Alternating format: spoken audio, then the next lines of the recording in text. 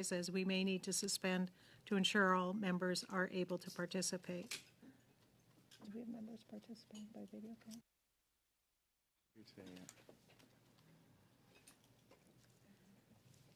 For our first panel this evening, we are joined by Jody Thomas, National Security Intelligence Advisor, Martin Green, Assistant Secretary to the Cabinet, Intelligence Assessment, and Mike McDonald, Assistant Secretary to the Cabinet, Security and Intelligence from the Privy Council Office. We are also joined by Marie-Hélène Chailly, thank you, Executive Director of the Integrated Terrorism Assessment Center. I understand Ms. Thomas will lead with opening remarks. Ms. Thomas, we welcome you, and you have 5 minutes. Thank you very much, Madam Chair. I'll make very short introductory remarks. I am here with 3 colleagues who have been introduced, so I won't go through that for you. I assumed the role of National Security and Intelligence Advisor on January 11th, 2022. It is a position designed to provide coordinated, nonpartisan advice to the Prime Minister through the Clerk of the Privy Council. The role includes coordinating the national security and intelligence community, providing a challenge function, like all deputy secretaries do at PCO. Conseil à la sécurité nationale et au renseignement supervise 4 secrétariats, le Secrétariat de la Sécurité. The NSIA oversees 4 secretariats: Security and Intelligence, Foreign and Defense Policy, International Intelligence Assessment, and the new Emergency Management and COVID. It could be my French. This is the interpreter. Are you not hearing the interpretation? Are you not hearing the interpretation? Microphone. Okay, I think our interpretation, pardon me, Ms. Thomas. Thank you. Le Secrétariat de la Politique étrangère et Intelligence Assessment and the new Emergency Management and COVID-19 Recovery Secretariat, as well as Security and Intelligence. The national security threat posed by the so-called Freedom Convoy was multifaceted and complex, and we are learning more about it daily. The protests, occupation of the nation's capital, the blockades of critical infrastructure presented unprecedented challenges for government. Freedom of expression and peaceful assembly are fundamental rights and must be protected in any democracy. However, the government has a responsibility to ensure safety and security for Canadians. I want to emphasize that it was the totality of the circumstances that led me and others to recommend invoking the Emergencies Act. It is important to note that these measures were temporary and in place from 14 to 23 February and were carefully tailored to ensure they were reasonable, proportionate, and thankfully short-lived. Others have appeared to provide information and context with regards to the broader implications of the myriad of factors that led to how the Emergencies Act was invoked and carried out. I'm here to speak about the role of the NSIA as a coordinating body within the federal intelligence community, as well as an advisor to the federal government. My colleagues and I look forward to your questions, and I will end there. Okay, thank you very much. We will begin our round of questions, starting with Mr. Motz. Thank you very much, Madam Chair, and thank you to the witnesses for being here. Ms. Thomas, I'll focus on you. I appreciate your introduction on your role as the National Security and Intelligence Advisor. You provide briefings, as you said, and advice to the Prime Minister through the PMO.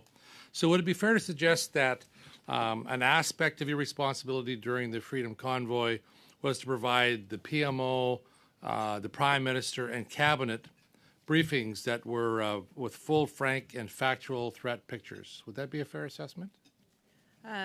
Thank you for the question.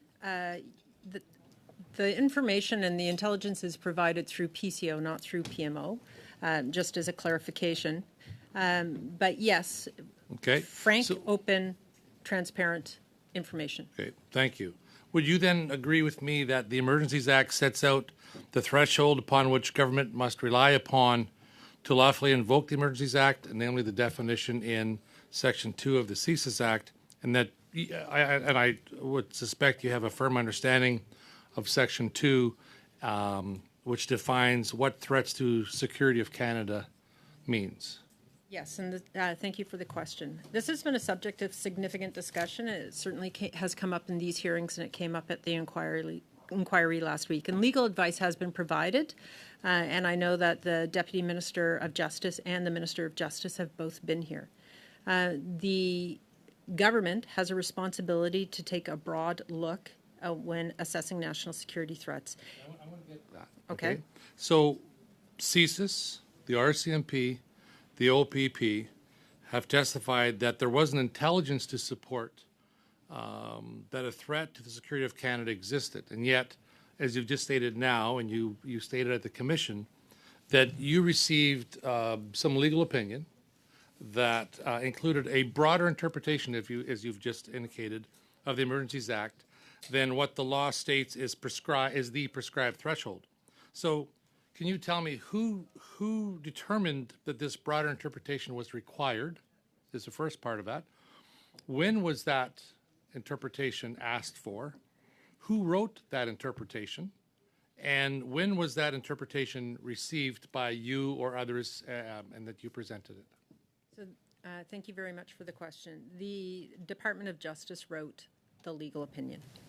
They write legal opinions for government. Okay. The 2C question is significant. The interpretation of 2C and the Emergencies Act is that the national security description and the parameters are assigned the meaning per 2C of the CSIS Act, as opposed to derived directly from.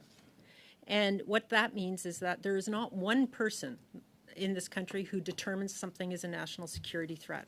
We do not believe that the drafters of the Emergencies Act intended for the CSIS director to be the sole arbiter of national security threats to this country. It means, as an example, that there could be a policing situation, lawlessness on the streets. The police are overwhelmed. They cannot respond. But if there is not a very narrow 2C threat, then the Emergencies Act couldn't be applied. And we do not believe that that was the intention of the drafters. Well, I will interrupt you there, Ms. Thomas. Actually, if you listen to the testimony of the person who drafted this, Mr. Beatty, or Mr. Perrin Beatty, he did say that they used Section 2 specifically because of how carefully it was drafted and relied upon. So, would you say that this broader interpretation that was relied upon, that you relied upon it in the advice you gave to Cabinet, and was it clear to Cabinet that this interpretation did not align with the letter of the law that's included in the Emergencies Act? It aligned, thank you for the question. It did align with the letter of the law as interpreted, and yes, Cabinet was thoroughly briefed. So, would you place, I guess my question would be at this stage, why would you place any value on a legal opinion that, to me, is when the existing law is pretty clear on what you need?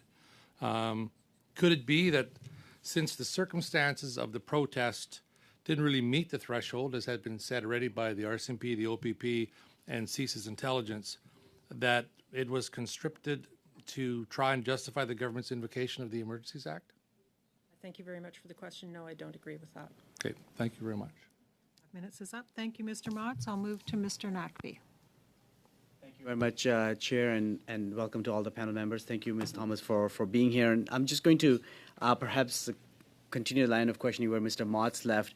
You told the Public Order Emergency Commission that, and I quote, in terms of the Emergency Act, the Governor in Council can consider more broadly than the intelligence collected by CSIS in determining a national security threat or situation, the national security threat or situation or a public order emergency, end of quote. And you were alluding to that just right now in your comments as well. What did you mean by that, if you can take some time to explain that to us, and why is that important in the context of a public order emergency? Thank you very much for the question.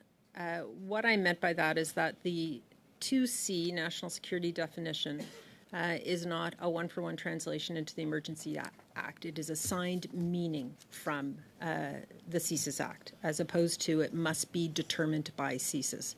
And Section 16 of the Emergencies Act requires a broad interpretation and allows for a broad consideration. The Governor and Council has that responsibility. And so the totality of the events across the country were determined to meet a threshold for a public order emergency. There were blockades at, as we know, the Ambassador Bridge, Emerson, Coots, Surrey. There were convoys being formed across the country. As the Ambassador Bridge was being cleared, we learned of pop-ups to retake that bridge. In fact, the police had to stay in place for quite a significant amount of time. The threat of weapons in Coutts, and then the discovery of the size of the cache, and then even news that we heard today about the significance of that cache, and the amount of ammunition that was collected there. And then hearing the same language being used about Ottawa, that there was a threat of weapons.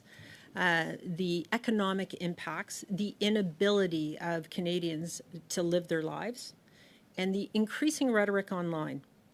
And the concern about the rhetoric online, as you've all heard, because you've heard about IMVE, ideologically motivated extremism, is that the leaders of those movements are not necessarily the people who are going to act. It is people who are motivated and inspired to act by the rhetoric they read. The rhetoric was increasing, and we were getting concerned. The threats against public officials were increasing, and we were getting concerned. And we were in the third weekend going into the fourth weekend. And so the decision was based on the totality and the Section 17 interpretation of a broad view, and the Governor and Council took the decision that the Emergencies Act was the correct course of action. So what I'm hearing from you, that when that determination is being made, and you speak of the totality of events that you took into account, there's a contextual nature to that determination and the basis of your advice to PCO and to the Prime Minister, whether the threshold is met or not. Am I correct? Yes, thank you for the question. Yes, you're correct. CSIS is an intelligence agency. They collect intelligence. 2C allows them to collect intelligence. It doesn't allow us to necessarily act, and it doesn't mean that there will be a police action as a result of 2C. And so the broad interpretation, the context, the national nature, and the amount of time that this had been going on, and the dire concerns coming out of Coutts led to the action taken. So when we look at your recommendation to the Prime Minister, when we look at the recommendation of Mr. David Vigneault, the CSIS director, and I believe he told the Commission that based on both his understanding that the Emergencies Act definition of threat to the security of Canada was broader than the CSIS Act, as well as based on his opinion of everything he had seen to that point, he advised the Prime Minister of his belief that it was indeed required to invoke the Act. So even the CSIS director, as I read it and understand it, agrees with your understanding of the importance of context.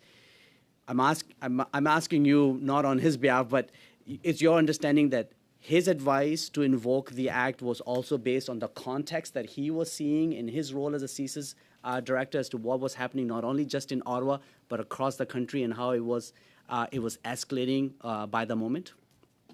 Thank you very much for that question. I can't speak for the CSIS director, but as a senior deputy minister in the national security community, yes, I believe that is the perspective he had. That's up. Thank you. We'll move to Mr. Fortin. Merci. Thank you, Madam Chair. I'll continue. Ms. Thomas, you're sort of our star witness tonight.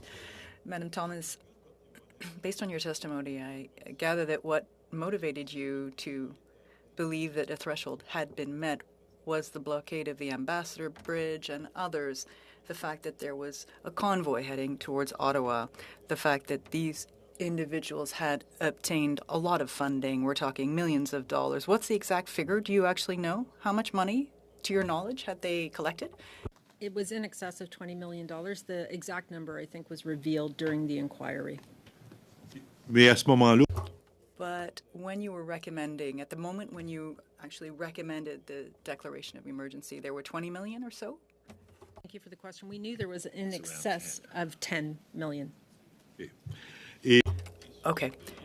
And these are the reasons why you believe there was a reason to proclaim the Emergency Measures Act. Is that correct? It was, as I've said, the number of blockades, the number of people who were coming to join the Ottawa blockade and occupation, the concern about weapons, the rhetoric, the IMV actors who were in the mix, and the connection between all of those entities, yes, the totality of it. Mais est-ce qu'il But were there no other means to face the situation? par exemple, For instance, those trucks that were blocking Wellington Street, they could have been towed. I mean, they did end up getting towed. The protesters were pushed back by police officers that got involved. Were there no other measures based on applicable legislation that could have been used? Thank you very much for that question. I think you've raised some very important points. Number one, tow trucks were a problem in multiple locations. Tow truck drivers were either intimidated, or we've learned paid not to participate, not to provide service.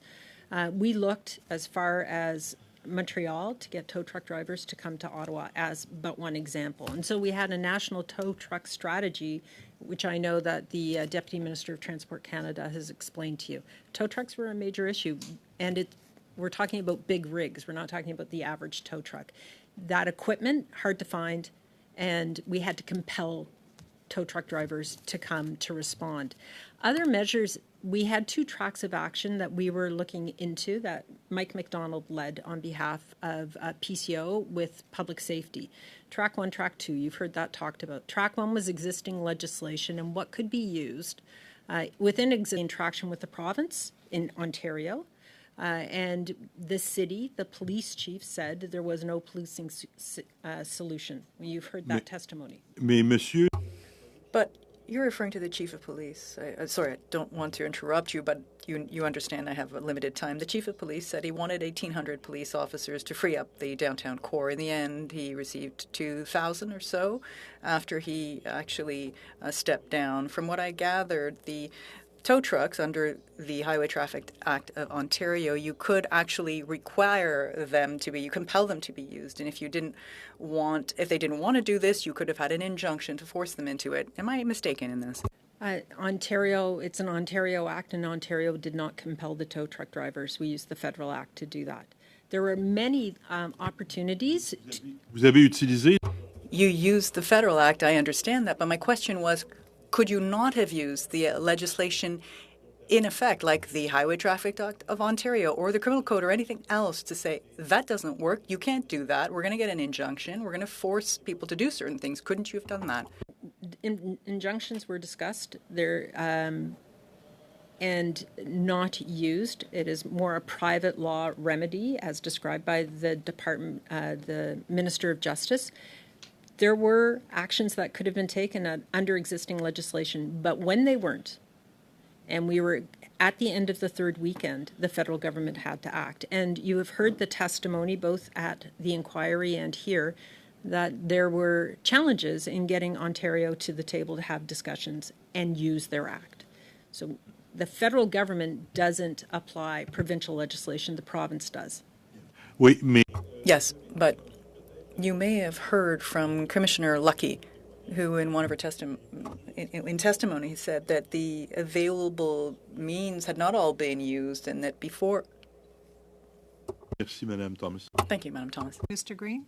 Thank you, Madam Chair, and welcome to our witnesses here today. As you know, we've been at this for the better part of 8 or 9 months, trying to lay the foundation for hopefully what will become recommendations back to the House and the Senate to improve upon the legislation, the definitions, and the thresholds in hopes that we don't find ourselves back in a similar like situation. I'll begin with you, Ms. Thomas, through the chair.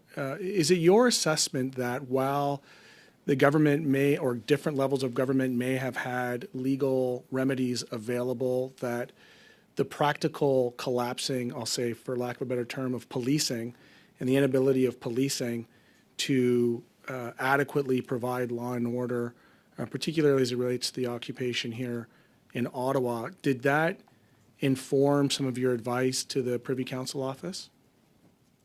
Thank you for the question. When the policing remedies in the city of Ottawa became unavailable, they could not respond. The magnitude of what was going on was beyond their capability.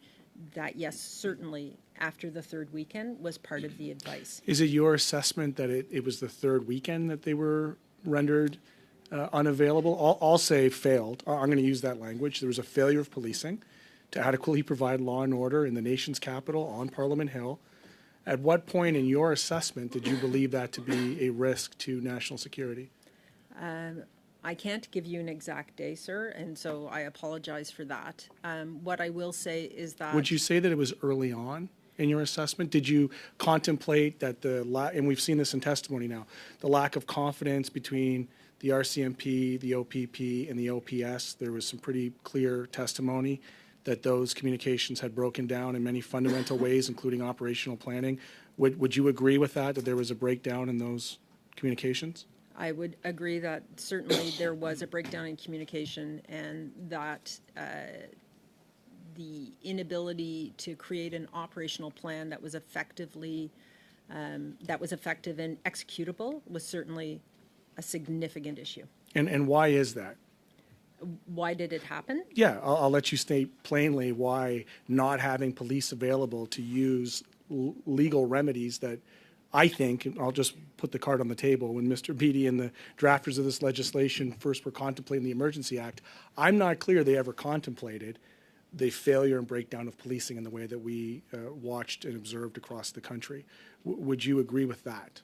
I would agree with your assessment of the Emergency Act, yes. I think that Ottawa being the city of protests, the information, and I use the term information in addition to the word intelligence that was provided and available to police, gave a very mixed message at the beginning.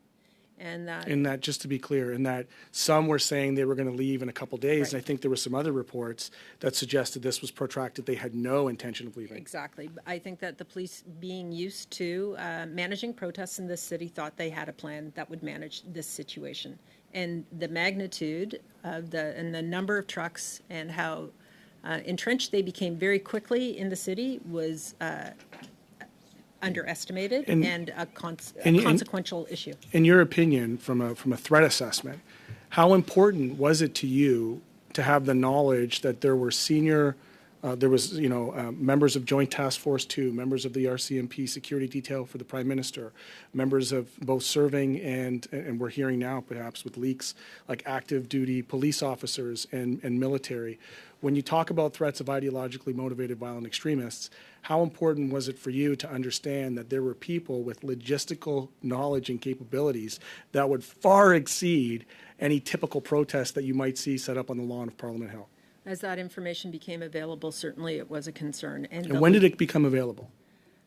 Very early on, the first weekend, as we started to understand who some of the players were, and we saw the supply chains and the logistics that were being built to support the rigs staying in downtown Ottawa.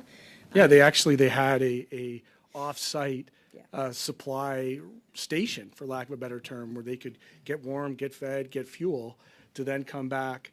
And so while this is what I'm challenged with, while that's simultaneously happening, there's internal intelligence that's suggesting these folks are going to wrap it up. So, and when we talk about quality of information and intelligence, where were you drawing on your intelligence from to make your decisions? Was it local, provincial, or national? Well, thank you for that. Ms. Thomas, Mr. Green, your time is up. Well, they're here for 2 hours, Madam Chair, so we'll be fine. We'll come back to that. Ms. Thomas, if you, Mr. Green, Madam Senator Boniface, the floor is yours. would you kindly take a minute or so to answer Mr. Green's question, because mine actually follows on his. On intelligence sources? Yeah. So I have my expert on intelligence here, and I'm going to ask him to step in and beside me, the two. We received intelligence from a number of sources, our own collection through CSIS, but also the OPP's collection, Project Hendon. I didn't know the name of it, but certainly it was available to the intelligence teams.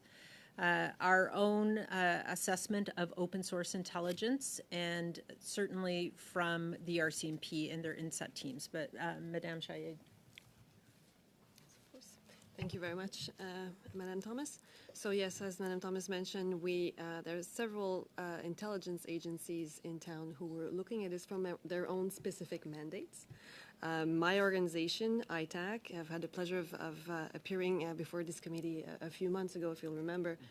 Our responsibility is to assess the likelihood of a terrorism attack happening in Canada and overseas. And so we looked at the situation from that perspective, and we shared our assessments, our reports with the broader national security community in Ottawa, but also with our colleagues in other jurisdictions, law enforcement, for instance. And so, as you will have heard before, the National Security Governance met regularly during the events, and each intelligence assessment agency shared their relevant assessments with colleagues. Thank you. Mr. Green, would you like to add something briefly? Yeah, I would just briefly add that I think it was during the first week, Mr. Green, when you that there were more and more open source reports with respect to former police, former CAF members. There was one actually who said he was an intelligence officer who evidently worked in my section. But I found out that it was sort of 20 years ago and he was on a short contract. But that was disturbing in terms of, you know, how sophisticated the logistics might be. And the intelligence. Yeah, and the intel. Okay, thank you. And that kind of leads, Ms. Thomas, to some comments you made around the online information that you were picking up. And clearly the Act, when it was designed, did not have that in mind 30-some years ago. Can you give us a sense of what that information was that you were picking up online, and how would you assess it in terms of escalation, de-escalation in relation to certain occurrences taking place? Thank you very much for that question. Madame Chaillet is actually the best place to respond to that. Absolutely, whoever. Thank you very much. Yes, so a lot of the IMVE rhetoric is being exchanged, disseminated online, as we all know. And so ever since the beginning of the pandemic, really, we've seen a marked increase in IMVE rhetoric online, on social media.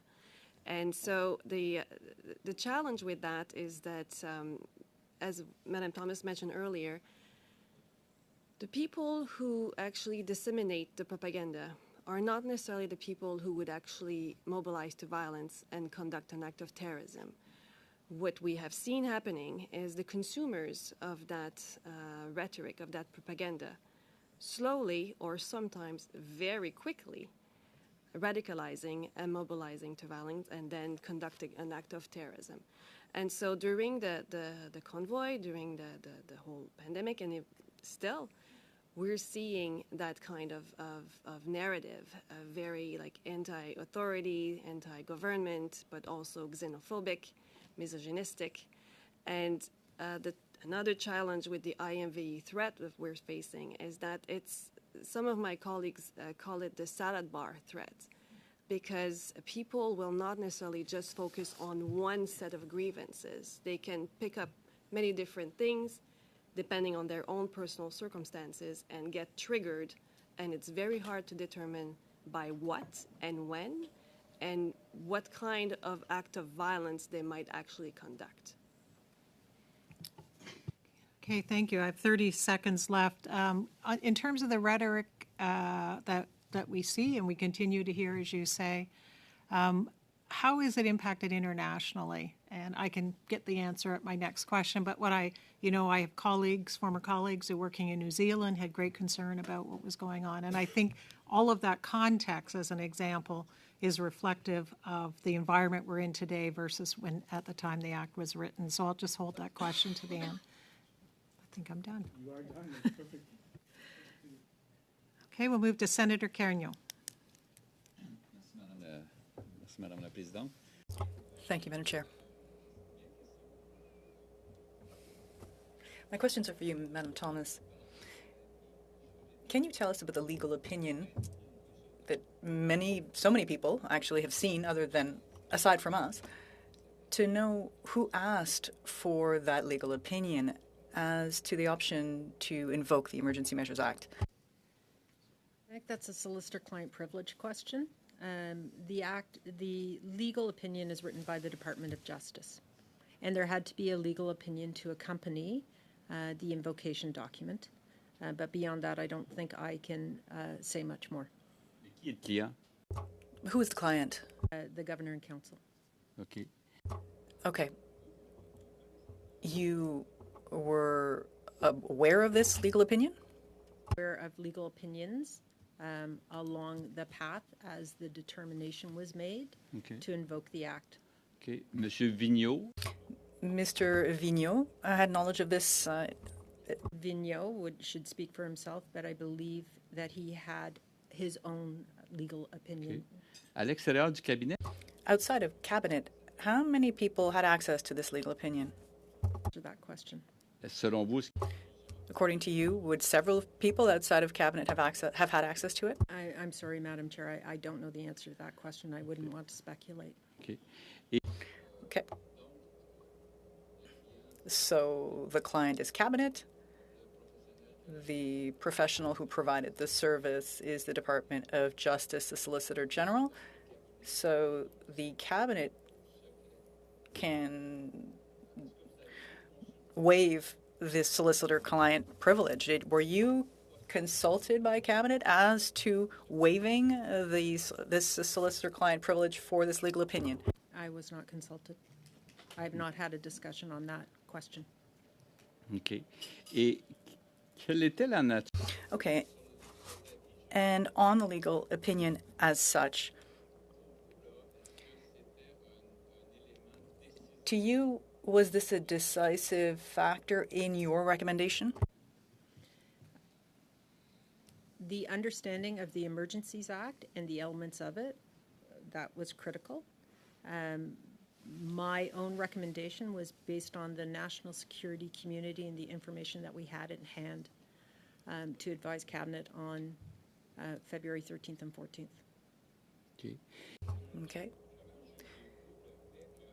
What do you think of the fact that in the record that we've seen that you yourself were there in cabinet? We can see the list of all the people that were there in person, including the commissioner for the RCMP. The commissioner wrote an email to the Minister of Public Safety saying that it wasn't really at the point where the Emergency Measures Act needed to be invoked, that there were other means available. When that was discussed in cabinet, the RCMP commissioner never sort of said, hey, I sent you an email, Minister, Public Safety Minister. I mean, did no one say anything to really gain access to that email? So I certainly am not going to talk about what was discussed in cabinet. And I think that is understood here. That question has been discussed.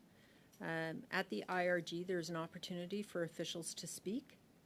And the commissioner of the RCMP had that opportunity. The reality is that the plan did not come together until February 17th, after the Emergencies Act was invoked, and it was inclusive of elements of authorities that were afforded to police in the Emergencies Act. And so the final plan was not ready until February 17th. But it had been in planning earlier than that. We'd been hearing about plans for weeks. OK. Puis, Okay.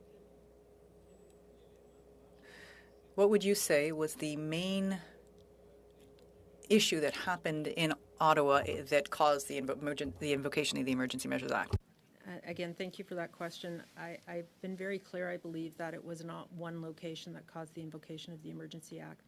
It was the totality of the blockades. oui, mais les autres étaient réglés. Yeah, but the others had been settled. Windsor, Coots, there was really only Wellington Street with the spa and the jacuzzi and the barbecue. Well, that's not, thank you for the question. That's not actually true.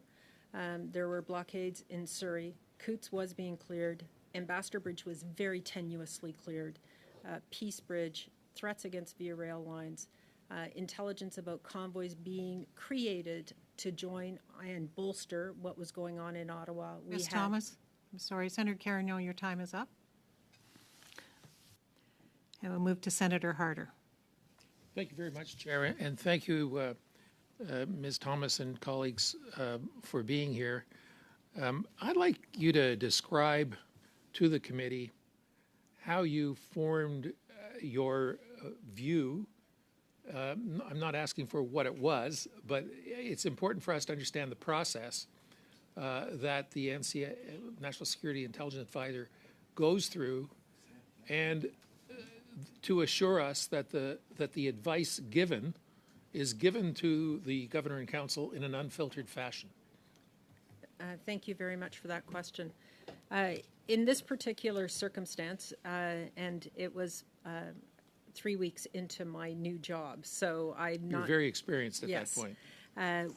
What we did was use the community, as is always done in national security events, and is the purpose and the reason why the National Security Advisor was created post 9/11, to ensure a comprehensive view of national security threats and defense and foreign policy issues. Because each individual agency in the national security community, CSIS, the RCMP, Canadian Forces Intelligence Command, Global Affairs Foreign Intelligence Group, CBSA, many, IRCC has an intelligence group. They all collect or assess intelligence in their very narrow mandates. And so CSIS could see one element of a situation, and the Canadian Armed Forces, if it's foreign intelligence, a completely different perspective. And what we want to do is to ensure that there is a assessed, holistic view of threats, intelligence, and information. And so we use the Intelligence Assessment Group for foreign intelligence. We don't have that capacity in the same manner for domestic intelligence. We rely on assessments done by groups like ITAC and information from the National Security and Intelligence Operations Committee that Michael McDonald chairs, along with public safety, to build an understanding and advice, because intelligent to decision makers. Intelligence is like a data point. It's like economic data. It doesn't tell you what to do. It tells you what might happen. It gives you indications of events that could occur, and it gives you some insight into what is occurring, and you have to make decisions with that information. It never tells you what to do, and it's never a certainty. And so we use all of the elements of the intelligence and national security community to build the information that we will give to government, and I ensure that it is agreed with by the community before it's provided. And that it is provided in an unfiltered fashion to all the decision makers. All the decision makers, yes. And in that search for, in that period of making the assessment, obviously an ongoing one, did you ever receive a call from your American colleagues or counterparts to asking what the heck is going on? Thank you for that question. It wasn't quite phrased that way, but yes, the Deputy National Security Advisor for Homeland Security in the White House called me to talk about the Ambassador Bridge in particular. Interest in the IMVE movement in general, for sure, but a very particular call about the Ambassador Bridge and what could be done to unblock that.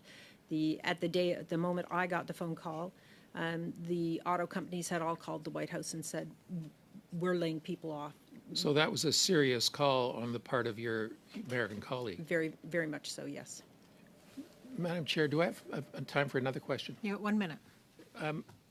Why did it take to the third week? Certainly by the second week, by your earlier testimony, it was obvious that the police failure was not going to self-correct. I was here along with those colleagues who live in Ottawa and represent Ottawa. My constant question to witnesses has been, what took you so long? It is. Thank you for that question. There is a fine balance between acting precipitously and waiting too long. And at going into the end of the third weekend, understanding the time it would take to mobilize police and plan for a police action, for example, in Ottawa, we were going into a fourth weekend if action wasn't taken. And so having tried to use all the existing authorities and levels of government that we could to resolve the situations both in Ottawa and across the country, it was at that point that it was determined we should act. So it is a question of, was it too late or was it too early? And I think that will be debated for quite some time. Thank you. Your time is up, Senator Harder. We'll move to Senator Patterson. Thank you, Madam Chair, and to the witnesses. Ms. Thomas, I'd like to just refer to some of your testimony. You talked about the assessment of a threat to national security as coming from a totality of events, a broad sequence of events. You mentioned threats against public officials. Would you be able to elaborate a little bit on that? What that meant? Thank you. And I know again that my colleague at ITAC has some information she can also share. We saw an unprecedented number of online threats against the Prime Minister, the Deputy Prime Minister, ministers, local Ottawa politicians of all three levels of government, public officials such as chief medical health officers, federal and provincial. At one point, Dr. Tam had to have close protection because of the threats against her. We'd seen online rhetoric against members of the Prime Minister's office, and they were serious threats. They were credible. And we had not seen that kind of rhetoric in this magnitude and with the kind of vitriolic language that we were experiencing at that time. Now, it had started during the 2021 election and was growing, but we really reached a crescendo with some of the IMVE leaders and then people who are following those movements online, and some in writing, and it was a significant concern. Et si je puis ajouter à ça. If I may add to that. So this is a trend that we've been noticing for a few months now. Last summer, you might have noticed a poll led by Le Devoir mentioning that 34% of federal parliamentarians say that they have had death threats against them. So this is a growing trend, and one of the things that concerns me most is that sometimes these threats are sent by email directly or via mail, but sometimes these threats are sent out over social media. So they are broader in their scope in the sense that many people see them and people start thinking that it is normal or acceptable to make these kinds of statements, issue threats against parliamentarians or senior officials. Whereas some people who put these threats out in social media don't intend to act on them, but these same threats could have an effect on people who consume that kind of rhetoric for them to take action. We're privileged not to have had that happen in Canada, but we've seen this actually come to fruition in other jurisdictions. Chair, if I can just add one more point of context. I've only got 5 minutes. The threat environment was such that the RCMP protective services, the parliamentary protective services as well, and the Sergeant-at-Arms actually changed the way to get into the Hill, and were providing shuttling services by protective policing around the core of Ottawa into the Hill. It got to that level. Thank you. I'm going to try and get another question in, Madam Chair.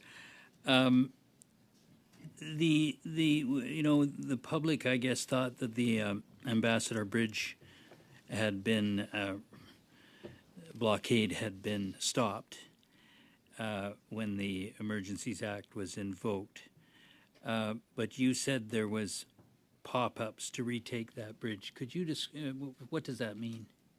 Thank you very much for the question. What we were seeing was online planning to take the bridge back. And so we had to keep, the province and the City of Windsor had to keep significant police resources on site in order to keep traffic moving. The barricades stayed up for weeks, as an example. And so we were taking everything we read online about potential convoys very seriously. And so when we saw more trucks heading towards Windsor, with plans online, it meant that the bridge was not yet a guaranteed, it was not yet guaranteed that the bridge was going to stay open. And so the concern about that is that, A, the trade issue and the economic issue, but it diverted police resources. And there was some significant thought being given that police resources were being diverted deliberately. Your time is up, Senator Patterson. Thank you. Colleagues, we'll move to second round. It's 4 minutes, and we'll start with Mr. Brock. Thank you, Chair, and good evening, witnesses. Thank you for your attendance. I am primarily going to start with you, Ms. Thomas. I'm going to be delivering a series of rapid-fire questions at you. I'll be asking whether you agree with the statement or not. It would elicit a yes or a no. I'm not seeking an explanation. You'd agree with me that this country is bound by the rule of law, Yes. that every Canadian, including the Prime Minister, his cabinet, senior public servants, and most importantly, the Department of Justice is also bound by the rule of law. Yes. And no one, including the Prime Minister, is above that law, correct? Correct. Now, I'm going to be delivering a series of statements from former Cabinet Minister Perrin Beatty, the chief architect of the Emergencies Act, that this committee should press for any information to help Canadians understand the rationale for invocation and test against both the facts and the deliberately high threshold that is required. Do you believe that? Yes. That the Emergencies Act is a blunt instrument because it is used where contingencies can't be managed effectively in any other way. Agree? The Emergency Act is a charter compliant. Do you agree? It's more complex than a yes/no Thank answer. you.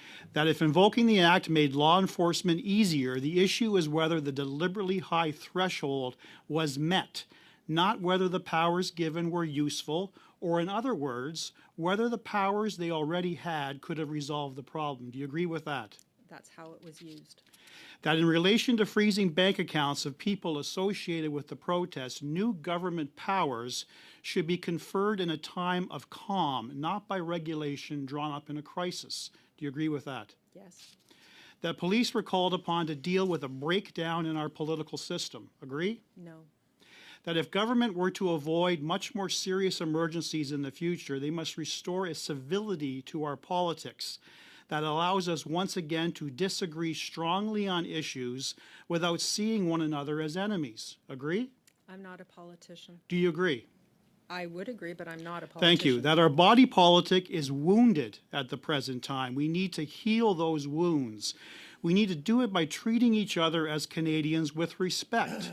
We need to do it in such a way that sets aside partisan differences and puts the national interest first. Do you agree with that statement? Yes. That the obligation of Parliament at this point is to do everything it can to try and heal the divisions that have been created. Agree? I'm not a parliamentarian. Would you agree with me that one of the most important roles of a Prime Minister is to unite Canadians and not divide them by engaging in name-calling? The Prime you agree? Minister should protect Canadians. Do you agree? Protect Canadians. Do you agree that the Prime Minister should not be name-calling? I'm not going to comment on that. Okay. You are aware at the inquiry the Prime Minister stated that he did not call people who are unvaccinated names. You aware of that statement? Yes, I heard that statement. Would you agree with me that the Prime Minister stated on Quebec television in September 2021 that there are people who are fiercely opposed to vaccination, who do not believe in science, who are misogynistic, often are racist, that there are not many of them, but they take up a lot of space? As a leader, as a country, do we tolerate these people, or do we say, come on? He repeated those same talking points during the unnecessary 2021 federal election. Do you agree that he made those statements? I did not personally hear those statements, with apologies. Would you agree with me that either the Prime Minister has a problem, a significant problem with his memory, or he deliberately and intentionally misled the inquiry? Madam Chair, I don't think that this is fair questioning. Your time is up.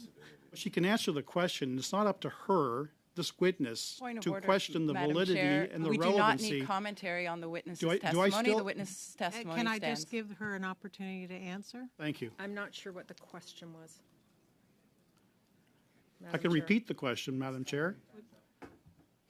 She asked to repeat the question, and with the chair's permission, I would like to repeat the question, Mr. Nakvi. Would you agree with me that either the Prime Minister has a significant problem with his memory, or that he Madam Chair, I deliberately didn't and hear a ruling on intentionally whether he should misled? repeat the question. So can you make a ruling, please, Madam Chair? I did, actually. I told him to go ahead. And can I repeat the question without being interrupted by the Liberal minister? Would you kindly proceed so that we can I will carry on? proceed without interruption. Thank you, Chair. Would you agree with me that either the Prime Minister has a significant problem with his memory, or he deliberately and intentionally misled the Rouleau inquiry? I believe that's a pejorative question. I won't answer it. Thank you. Thank you, Chair. Ms. Van Duyn, 4 minutes. Thank you, Madam Chair. And thank you to the witnesses that are appearing before us. I understand that your advice to the federal government on February 13th and 14th was based on the intelligence that you were receiving from various sources. Is that your testimony here today? Thank you for the question. Intelligence, yes, but also the actions being taken by various departments in the national security and intelligence community to work with their municipal and provincial partners to resolve the situation.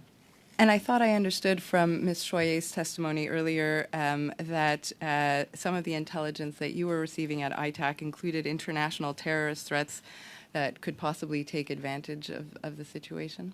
Is that? I'm sorry, could you repeat that last part?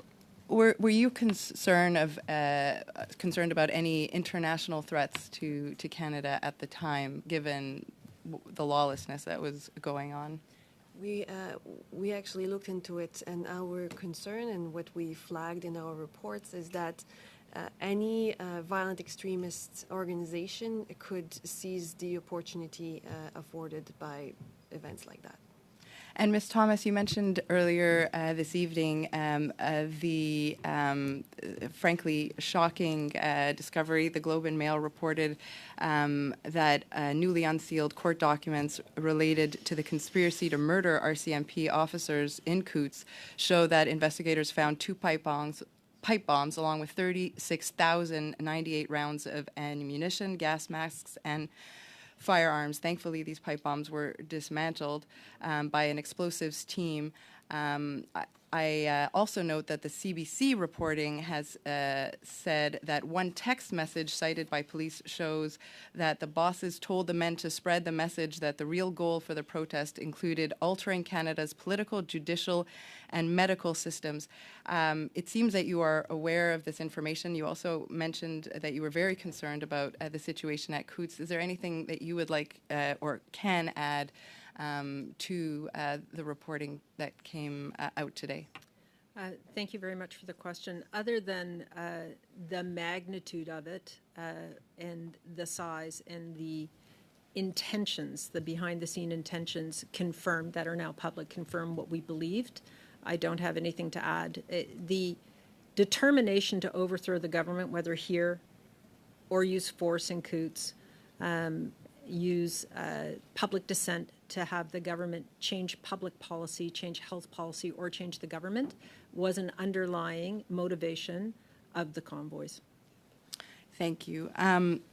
I thought I heard you earlier state that having tried to use all of the existing tools and authorities, and by the third weekend of this protest, it was your determination that the federal government needed to step in. So is your testimony tonight that based on the intelligence you had, all existing authorities and tools had been tried up to that point unsuccessfully? Thank you for that question. I can't say they'd been tried because there was opportunities to use provincial legislation and it wasn't used by the province. And you said that you could not gain traction with the province. Yes, that's correct. Thank you. You also spoke about your call with the Deputy NSA for Homeland Security in the United States. Are you aware of these you described the seriousness of the call. To your knowledge, has any such call ever been made by our American counterpart? And can you tell us a little bit more about the seriousness of that interaction? Thank you. Diane, your time is up. I'm wondering if she could just answer yes or no and then maybe pick it up on the next round. I think we should allow the witness to answer. That's what I said. Thanks. Okay. Well, not necessarily yes or no, but an Thank answer. you. The conversations with the White House, with the National Security Advisor, with the entire intelligence apparatus in the United States is constant. My colleagues here at the table talk to their counterparts all the time. For me, this soon into my job, to have a call saying, we need to fix this, I need to talk to you right away with a person I'd not yet met, was a bit unusual. It was a very collaborative call. And our American colleagues wanted to do whatever they could to assist us because the economies are so joint. I think that's sufficient. Thank you. Mr. Fortin, 3 minutes. Merci. Thank you, Madam Chair. Madam Thomas, you say that you were in constant communications with your counterparts in the U.S., but in Ontario you said that there had been, or that the means that could have been used weren't used. Did you discuss the matter with your colleague, your counterpart, I can't find the word in French, your colleague in Ontario responsible for public safety? Did you discuss him and say, with him, to say what should we do with Wellington Street? Did you have those discussions? Thank you very much for the question. We had what we called tripartite calls and tables through all the various departments who were trying to take action. So through public safety, through Transport Canada, with the policing agencies. And we tried, you've seen the testimony from the province. We did try. We were accused of trying to dump the problem onto Ontario. We were trying to work with Ontario. Ottawa is not the District of Columbia. Mais avez-vous parlé avec votre... But did you talk to your counterpart? OK. Et dites-moi, vous... So tell me, you saw, just as I did, that the barricades on Wellington Street were removed by the 2,000 police officers that did end up in town. In your recommendations to the Prime Minister, did you not say at some point, you should send the police officers to Ottawa, quite simply, as ended up being done to free up Wellington Street? Did you make that recommendation? Thank you for that question. The Ontario Police Act is how police are managed within Ontario. And so the Ottawa Police Service makes the request to the OPP. Je m'excuse, madame. I'm sorry. I don't want to interrupt. I'm very impolite, and I apologize for that, but I have a minute left. Did you recommend to the Prime Minister that he intervene so that police officers come to Ottawa? In other words, that he ask the other premiers to send police officers here. Did you make that recommendation for that police operation to come and free up Wellington Street? I did not make that recommendation, no. Et pourquoi? And why not? That was done through the policing channels with the RCMP commissioner, who is our liaison into police. The Prime Minister doesn't direct another level of government to send police to a certain location. Mais est-ce que... But would that not have been a simpler solution? More respectful, shall we say, than to invoke the Emergency Measures Act? Thank you. Again, it's more complex than that. The police had been sent to assist in Ottawa. They needed a plan to execute. And every discussion came down to, how are you going to use the police officers? What are they going to be used to do? What is your tactical and strategic plan? And we were using the RCMP commissioner as our lead on that. Mr. Fortin, I'm sorry, your time is up. We'll have another round. Mr. Green. Thank you very much. I'm going to put my questions through to Ms. Chaillet. Is that correct? We know through a Guardian report that in the lead up to the occupation that ITEC made a recommendation or reported to the government that there was likely going to be elements of ideologically motivated violent extremists. Is that correct? We noted in our report that it was a likelihood that they would be there. ITAC doesn't do recommendation, however, Sure. which is assessment. Did you note them? Was it provided to you through security reports and intelligence that they were active and a part of the movement that was descending on the nation's capital? No, the report that you're referring to, I believe, was an unclassified report, a report that we share with police of jurisdiction that Sure. is based on open source. And so it was based on information that we saw in open source. So given the reports of the discovery today that this Coots armed militia-like, for lack of a better, well, I'll put it to you, this group that originally was a few lone wolves now had other people involved. Was that part of your assessment? Were you aware of any ongoing investigations into this group planning to engage in this way in the lead up to the occupation? I am not at liberty to discuss this issue. Is it something here. that you'd prefer for us to go in camera for? No, I think it has to do with the level of classification of those details. What I would say, though, is that, my job is to assess the likelihood of a terrorist The question I incident. put to you, through you, Madam Speaker, Madam Chair, is were you aware that there was an armed terror cell organizing with the direct threat to the RCMP concurrent with and it infiltrated into the occupation and the convoy movement? So what I can say, Madam Chair, is that we were not aware of the details of the police operations. Were you aware of the details of the organizing through open source? I would imagine, much of this organizing is happening online. Given all of the national security inputs that you had, you either knew or you didn't. If you knew, you advised them. If you didn't, would you not consider that a failure of national security that we wouldn't know that they were organizing in this way? I believe that I mentioned that. Okay, so let me rephrase. National security is a very broad topic. It's So a question of did you know? And I believe I answered the question. Okay, But I'm going to put this last question. I have If 30 I seconds may. left. The notes that you have prepared today, would you be willing to submit these notes to committee in preparation for this? I'm assuming you brought notes in preparation that you would, if asked questions, refer to for the consideration of this committee. I'm going to ask all witnesses if they would submit their notes to the committee for the purpose of our analysts and our future reporting. I am not.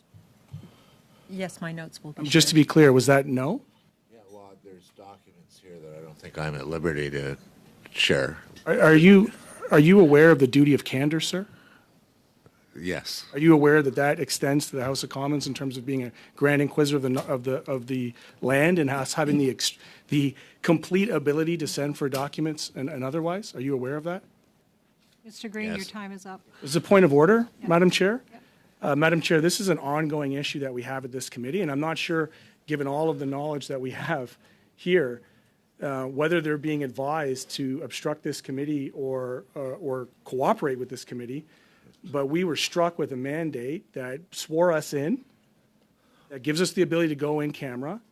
And I would just put through you to the witnesses that we could go about this in a voluntary way, or we could start to deal with motions at this committee that would demand for the documents, refusal of which would be, in my opinion, considered obstruction of this committee. So I just want to make sure the members that are present here tonight understand the seriousness of this committee and the powers and parliamentary privileges that we have as MPs. Madam Chair, my binder will absolutely be shared. We will share documents and we'll work with the committee clerk on any redactions because of TS level material. Or there should be no TS level material here or secret level material, but we will certainly share our information. Okay, thank you. Point of order, Madam Chair. Go ahead. I'm just curious to know whether the clerks were able to send the notice that we agreed to last week to these witnesses before they, the cautionary notice that we were give them prior to their appearance today. That's all. Clerk's indicating yes. Thank you. Thank you. We'll now move to Senator, starting with Senator Carignan, will be followed by Senator Harder. 3 minutes. Merci. Thank you. My questions are for Ms. Thomas, Madam Thomas. You're the Prime Minister's advisor for national security intelligence. Where do you get your information from, the basic information that you need in order to provide advice? Thank you for that question. So Privy Council Office is a consumer of intelligence. We don't collect intelligence. We receive raw intelligence and some assessed intelligence from the national security community. The departments I listed earlier, CSIS, CSE, Global Affairs Canada, Canadian Forces Intelligence Command. GRC. RCMP. Absolutely. And some of it is assessed, some of it is raw. Mr. Green's group does, for foreign intelligence, assessment of all of that to provide a holistic view of the intelligence and what it could potentially mean. Et vous, vous avez accès à tout. And you have access to all of that. Et quand la dernière When's the last time you would have spoken to the RCMP commissioner? Prior to the 14th, February 14th. We spoke, thank you for that question, we spoke multiple times every day. Donc, So multiple times every day in the days prior to the 14th. Yes, so we, I think, have provided information about the timelines and the days we had meetings and the kinds of meetings we had. So the RCMP commissioner was at what we call DMOC, the Deputy Minister's Operations Committee. There were private conversation, one-on-one donc vous conversations. êtes toujours avec elle. So you're always discussing things with her. Did you ask her if she had a plan? It was not her plan because the RCMP at that point in time, the OPS was the police of jurisdiction. So it was not her plan. She was reporting on the planning efforts by the planning cell of the 3 levels of the policing Okay. units. Est-ce que Okay, did she tell you or did you ask the question, are there any other means other than to invoke the Emergency Measures Act? Did you ask that question specifically of Ms. Lucky? Not ask the commissioner of the RCMP that question Pourquoi? specifically. Why not? Because we were having continual conversations regarding the 2 tracks of work. Track 1 being existing legislation, track 2 being new authorities. Okay. And so if there were powers yet expended, the way the committee is structured, people put their opinions on the table. Okay. J'ai entendu le I heard the Prime Minister testify before the Rouleau Commission, and he said we were looking for a way to do more. Did you get the feeling that the Prime Minister wanted to do more? Thank you for that question. I can't speculate as to what the Prime Minister was thinking when he answered that question. The Prime Minister wanted the convoys across the country and the blockades to end. That was the Okay. question every day. How does Okay. this end? Senator Carignan, your time is up. Senator Harder. Thank you very much, Chair. Thank you again to the witnesses for your candor. I want to talk a bit about the post-revocation work that you are doing. I'm particularly concerned that the lessons learned from this are in fact incorporated in the way you are working. So a couple of questions. One is the focus on IMVE more prominent as a result of this experience? Is there work underway? There's an announcement a couple of weeks ago that they're going to have a celebration of the event in February. Is there work that you are aware of to ensure a better intelligence gathering to assess that? And is there ongoing work with our American colleagues because of the concerns for the economic well-being of trade routes and bridges in particular that are at a heightened level of regular now engagement? So if you could describe a little bit about, I wouldn't say lessons learned at this point, but a heightened operational awareness. Thank you very much for that question. And I think Mr. McDonald would be very useful as he chairs the ADMs who do, as you know, Senator, the majority of this kind of work. We are absolutely learning from what has occurred and trying to ensure that we have incorporated where we saw deficiencies as we go forward. So Freedom Convoy 2023 has been mentioned here today. Mr. McDonald's already chaired meetings to start looking at how we're going to respond. DMs will be meeting for the first time about it this week. Our two biggest issues coming out of this, one, IMVE, Madame Chaillet has spoken to that, but it's also understanding when in a legal framework, in a free speech environment, how we understand open source domestic intelligence. And that's a big issue. You can't just sit on Twitter and understand what's going on. You need to use tools, artificial intelligence, those kinds of things, looking for keywords, logarithms to help you understand what's happening. But you need a legal framework to do that, because even though Twitter is public, there are still rights to privacy according to the privacy laws of this country. And so understanding the information and the trends that's out there without associating it to individuals who are not persons of interest, law enforcement or intelligence agencies, is a big, complex issue, and it's something that we are focusing a significant amount of work on, but we don't yet have an answer to. Chair, I'll be very quick in respect for time. There was an opportunity to actually put in place and think about how the governance worked and how we responded as a community, because there was the Rolling Thunder that occurred in April, and there was Canada Day, which is a massive gathering. And a lot of the lessons and some of the ideas were put into the governance and decision structures there.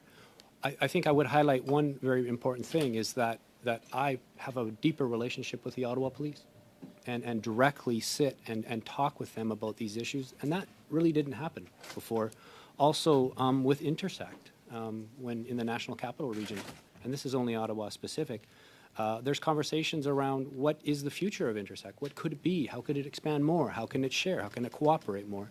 Mr. McDonald, I'm going to have to cut you there. We've gone over, but thank you. Thank you. Okay, colleagues, we'll now move to 5-minute rounds. If my notes are correct, are you beginning with Mr. Brock? Madam Chair, would this be an appropriate time for a health break, or would you prefer? Which the wishes of the committee, we can take 5 minutes. Sure. Thank you. Well, it's just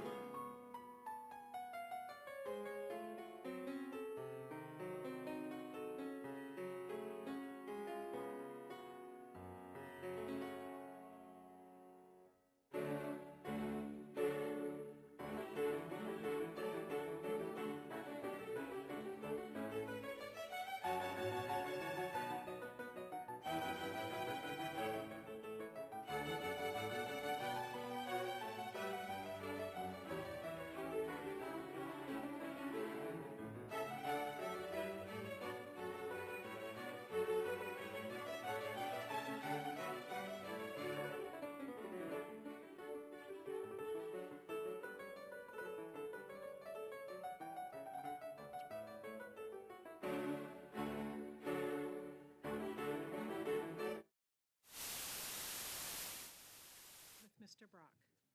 Chair. Back to you, Ms. Thomas. Same style of questions. Same times of answer. Absolutely. Maybe the same answers, who knows? You would agree that when it comes to determining whether the government was really acting as a last resort, because no other law would do, it's the Prime Minister's own explanation that matters. No, it's broader than that. Would you agree that the government's own legal interpretation of those things that can only be evaluated according to the Prime Minister's testimony because all the legal opinions have not been released? You'll have to ask that again. I'm sorry. Justice Rouleau, in his opening remarks at the inquiry, stated that uncovering the truth is the most important goal. When difficult events occur that impact the lives of Canadians, the public has a right to know what happened. Recall that? I do. The Prime Minister promised Canadians when first elected in 2015 that they would see the most open and transparent government ever seen. Yet this inquiry has seen hundreds upon hundreds of redacted pages from the government with little explanation as to the legal basis for such exclusion. Would you agree that the actions of the Prime Minister and Cabinet Ministers who have testified at the inquiry have frustrated numerous lawyers in their ability to drill down to the truth as to the legal basis for the invocation of the Act? I think that the Prime Minister and ministers being Do you on agree the or not? stand was extraordinarily transparent. Do you agree? I do Madam not Chair, the agree. witness should Thank be you. allowed to answer the question.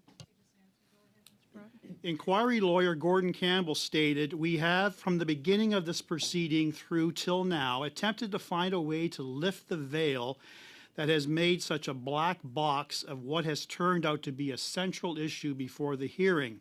We just regret that it ends up being an absence of transparency on the part of the government." Do you recall that statement? Not specifically, no.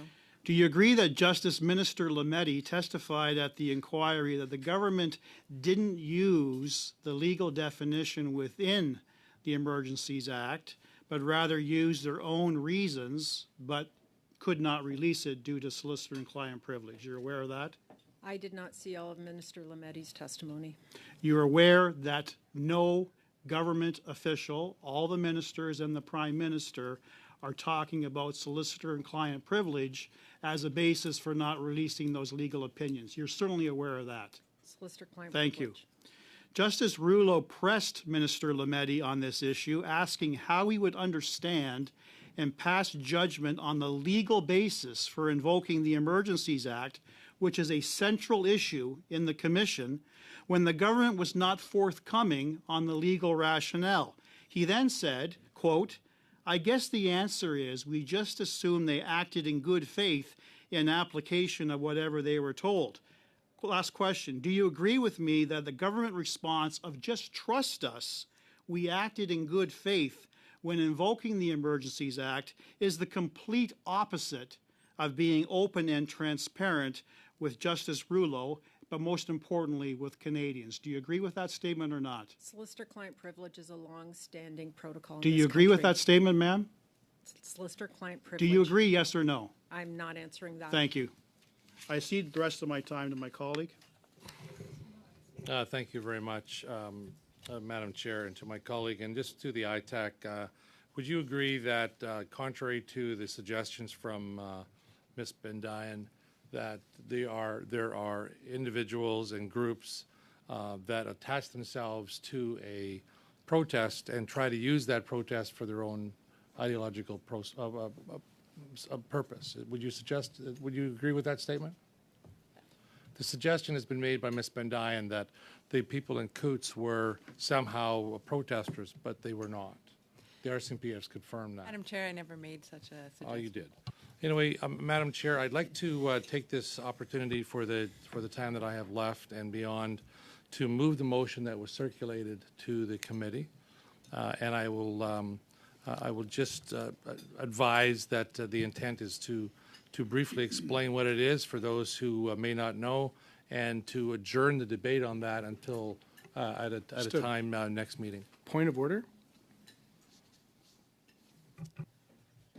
So I want to be clear through you, Madam Chair, procedurally, that the Mr. Motz is using his time, or is taking this time for the intervention to table or give notice, because if I'm correct, the correct amount of notice time prior to the meeting did not elapse, and therefore procedurally he can't table it and then adjourn it.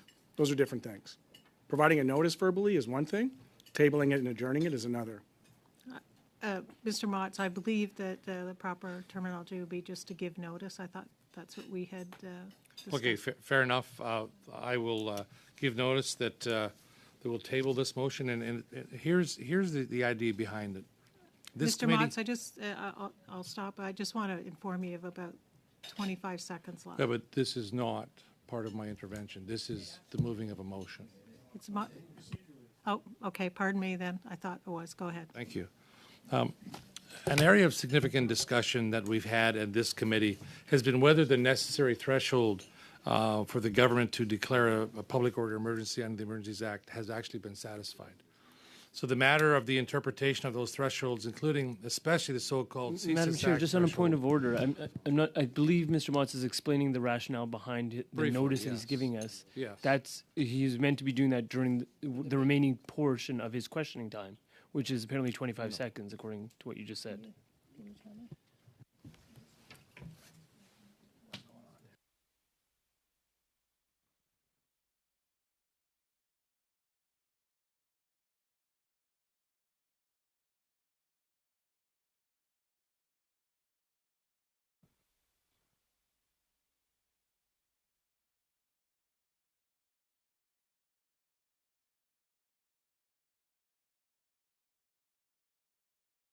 I'm informed that it doesn't count in your question time, but I'm wondering, Mr. Motz, if you can make it as brief as possible since a notice of motion?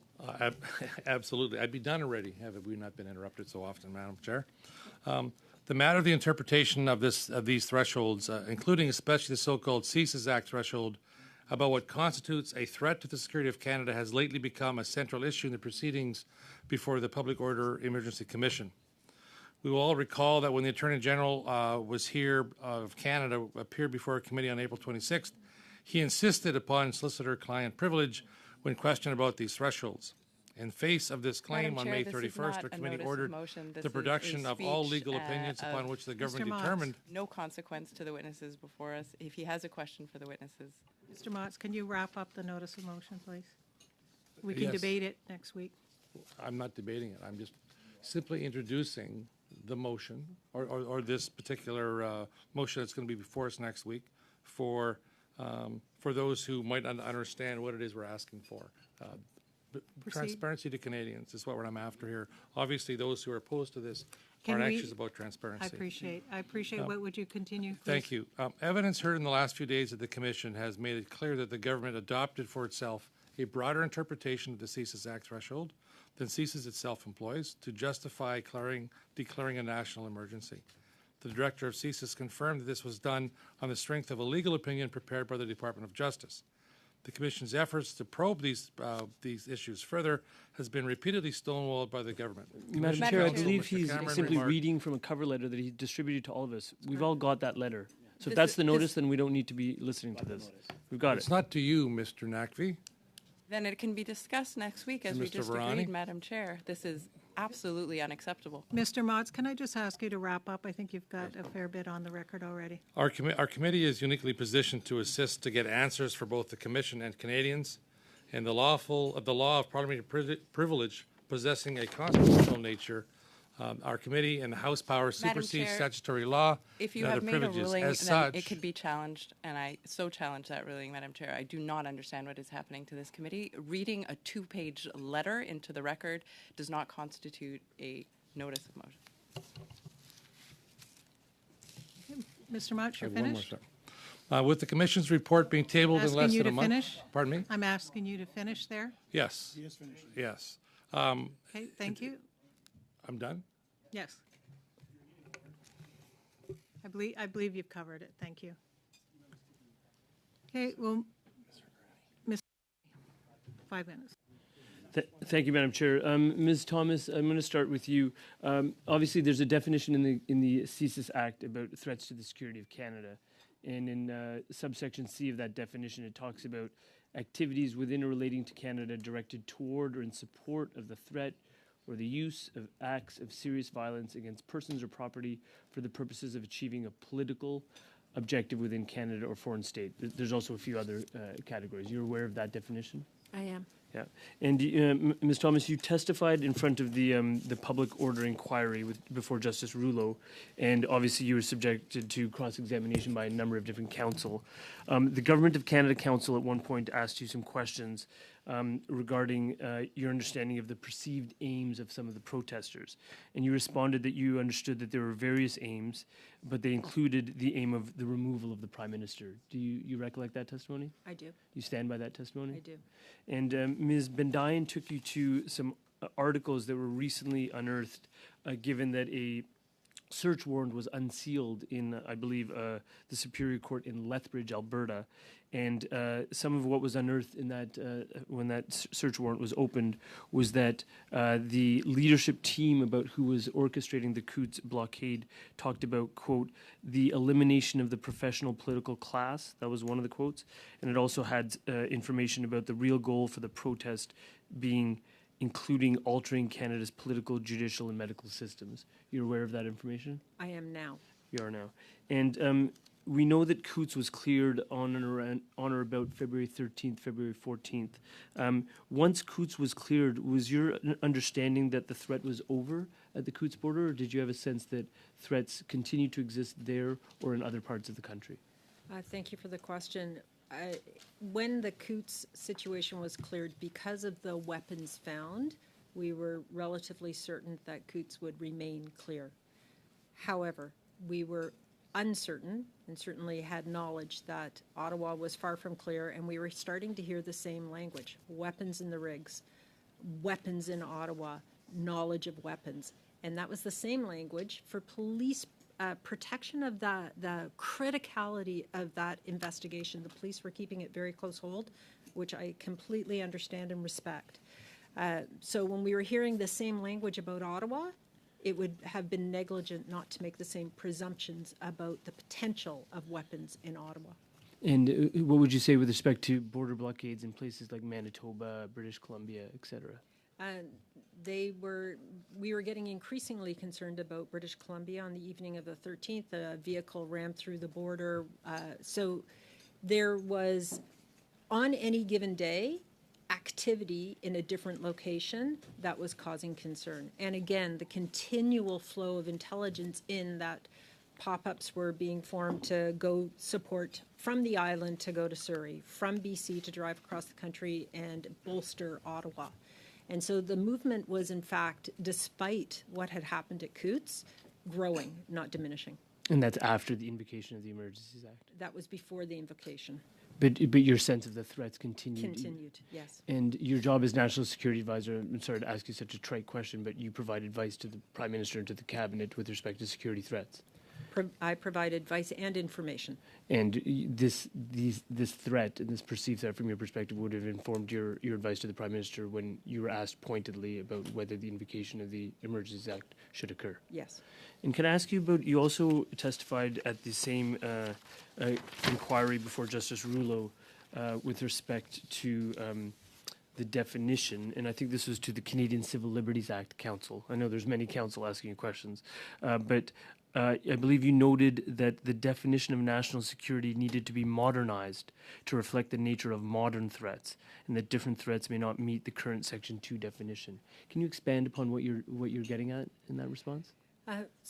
When the Emergencies Act was written, the presumption and of threat and the understanding of threat at that time was something manifesting probably overseas as a threat against Canada. Hopefully never to the extent of, but more along the lines of what we saw on 9/11, rather than what we saw on January 6th. In January 6th, that kind of domestic threat that is movement rather than a structured organization with command and control, which is what terrorist cells, for lack of a better term, used to have, was a command and control situation where people were given their tasks and they went and executed them. The IMVE movements are exactly as have been described by my colleagues here today. They are people with views, generally awful, but lawful, as CSIS says, who can use the social media to bring other people into those views using misinformation and disinformation, and that motivates people to act.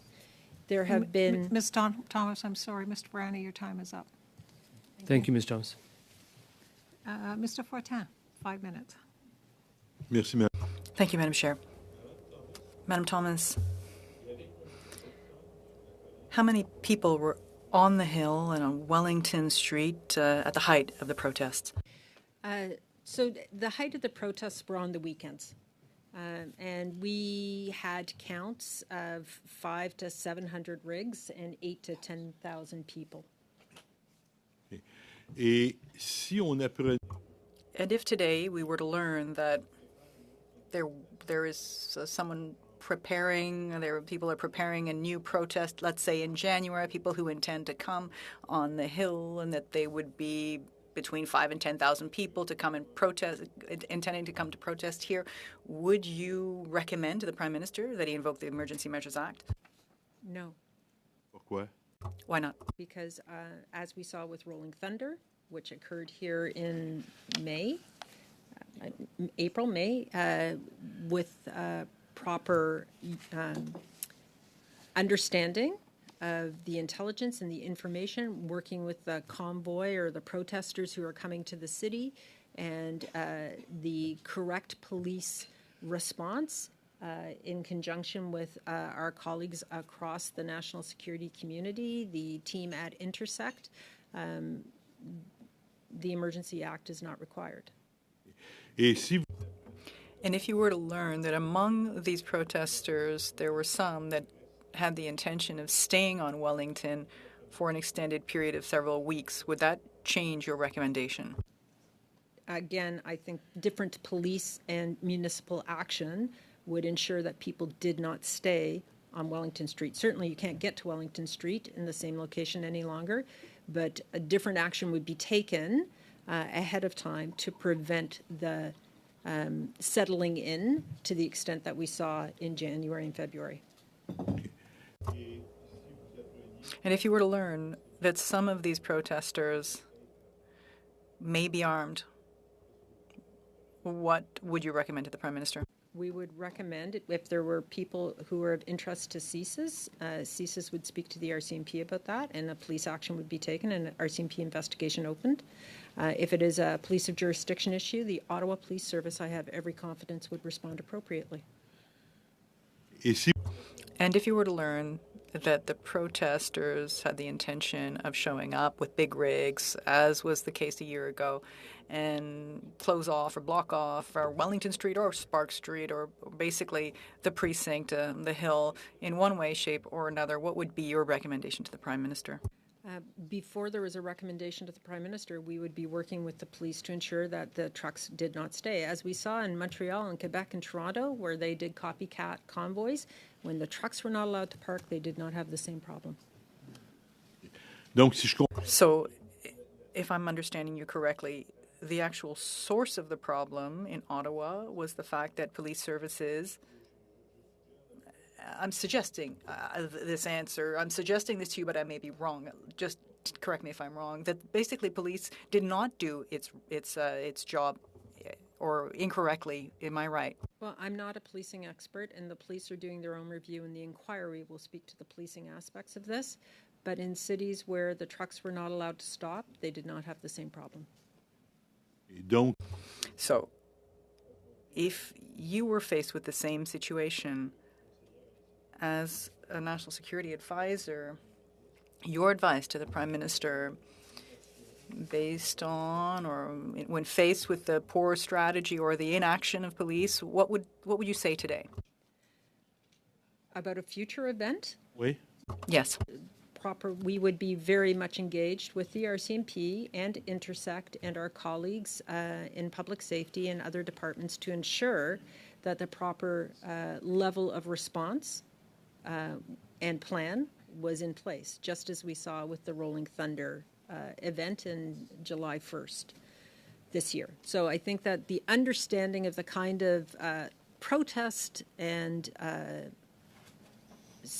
protest convoy, manifestation, whatever you want to call it, that can now come and is willing to stay is differently understood, and the response would be different.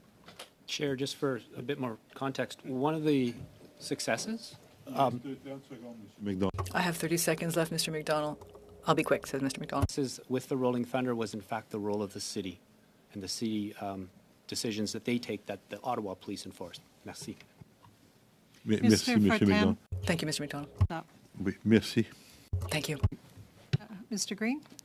Through you, Madam Chair, to Ms. Thomas. Ms. Thomas, you described the traditional definitions of a terror cell, of being people who are ideologically motivated, although you said foreign, kind of post 9/11, but then were controlled by people who would call the shots to people on the ground who would then carry it out. Based on the information that you would have found out today, or that you're suggesting you just found out today, would you not consider the action at Coots to be in line with the traditional definition of a terror cell? Thank you for that question. It's a very important question, Mr. Green. I don't know enough about it at this point to answer. I only know what we've all read in the media. But you are aware that they found significant story. And so here's the challenge that I have with the, I'm going to say, the underplaying of what happened at Coots, the intention to murder RCMP officers, the stashes of weapons found, the pipe bombs. And I'll reference an interaction I had with somebody based on intelligence, because this really is about quality of intelligence and the bias that remains in policing.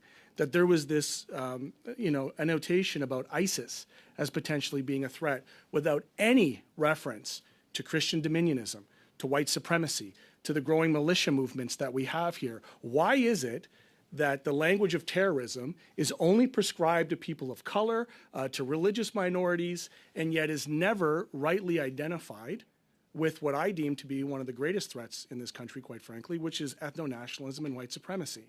So, put another way, given what we're hearing now, that this was a cell that was taking direction from somebody, I'll put to you in another way to give you the opportunity to perhaps revisit your answer. How does that not meet the definition of a traditional terror cell? So I have the terrorist expert beside me, and so Okay, then let's put that through. I agree with you. Okay, thank you. And let's allow ITAC, because this is either you know or you don't know kind of question. Okay. And if you don't know, given what we just found out, that's a problem. So let me start by, so every year, many times a year, we do an assessment of the national terrorism threat level. And we Excusez, Madame la Présidente, juste arrêter le thème. Est-ce que c'est possible, Madame? We're having a hard time hearing her. Could she get a bit closer to the microphone? It's very interesting what you're saying. I'm sorry. Just to know, my time was paused at 2:18:40. Thank you. Très bien. So, as I was saying, we do assessment regularly of the threat level for the country, and we publish an assessment. And in our last few iteration of our assessment, we did indicate that from ITAC's perspective, the most likely scenario involving a terrorism-like threat is posed by a lone actor being influenced or radicalized to violence by IMVE rhetoric. So we've identified that as the main Correct, terrorism-related but with threat. specificity, we've watched January 6th, we've watched the rise of the Proud Boys, we've watched the mobilization of the 3%ers. I'm from Hamilton, I've been dealing with this stuff for close to a decade that I know about as a city councilor in Hamilton, and it's never referenced in any of the security reports here. The intelligence that came through was referencing ISIS, right? Like, it is absurd. And so, you know, through you, the quality of intelligence determines the outcomes of operational planning. Were you not aware that Christian dominionists and ethno-nationalists, i.e. white supremacists, were embedded within this movement and posed a threat to national security? Were you aware of that, yes or no? So I will say that police operations, especially the type of operations that we saw at Coops, are very close hold for operational security purposes. So it's not abnormal that I would not have been privy to those details. What I can say is, as I said, and as the director of CSIS is on the record for saying, half of CSIS CT resources, counterterrorism resources, are now dedicated to IMVE. But why do we use the term IMVE for white nationalists and because it's terrorists for people who aren't white nationalists? No, actually, we moved. I use terrorism all the time because it's in the name of my organization. But when we talk about the threat, we talk about violent extremism, Sure. which is motivated by religion, potentially any kind of religion, Right. politically motivated, or ideology. And ideology is broad on purpose because there are different. There's xenophobia. Respectfully, Madam Chair, with 30 seconds left, will you acknowledge, and I think it's been put on the record publicly, that there is a threat of infiltration within our Canadian Armed Forces of ideologically motivated extremists based on white supremacy and ethno-nationalism? I would actually have to defer that question to the Canadian Armed Forces themselves. Mr. Green, you seem like you may have an answer to that question. I know in some of the reports we did, I think we speak to what you've said, and these have been available to you. You know, previous protests in Canada, the U.S. have seen populist, alt-right groups, white supremacists, conspiracy advocates, etc., prove adept at infiltrating, co-opting, or even taking over grievance-based protest. So in a lot of the material that we produced around what was going on in Ottawa, I know for my part, we did not suspect that, you know, ISIS was involved. It was quite opposite what we identified. That was from the Ottawa Police Service had that in their intelligence. Your time is So up. Bizarre. Thank Mr. you. Green? Mr. Green, can you take the chair? I certainly can. Senator Boniface, you have 5 minutes and the floor is yours. I'm going to follow up on Mr. Green's question, and I would like you to be as brief as can, only from the perspective of when we talk about violent extremism. I would say this from a policing perspective as well, that it looks at all types of groups. And in fact, given the experience of January 6th and such like, there's concern in terms of the rise of extremism that is, as Mr. Green rightly said, a white supremacist type of operation. Am I saying yes to that? You're absolutely correct.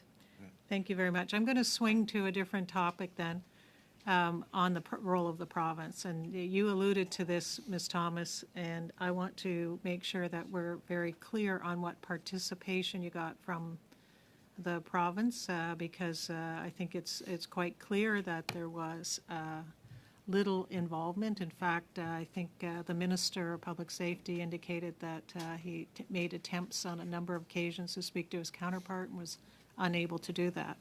I spent 30 years with the province, and I'm still trying to figure out why that would be the case, given that Ottawa falls in the province of Ontario.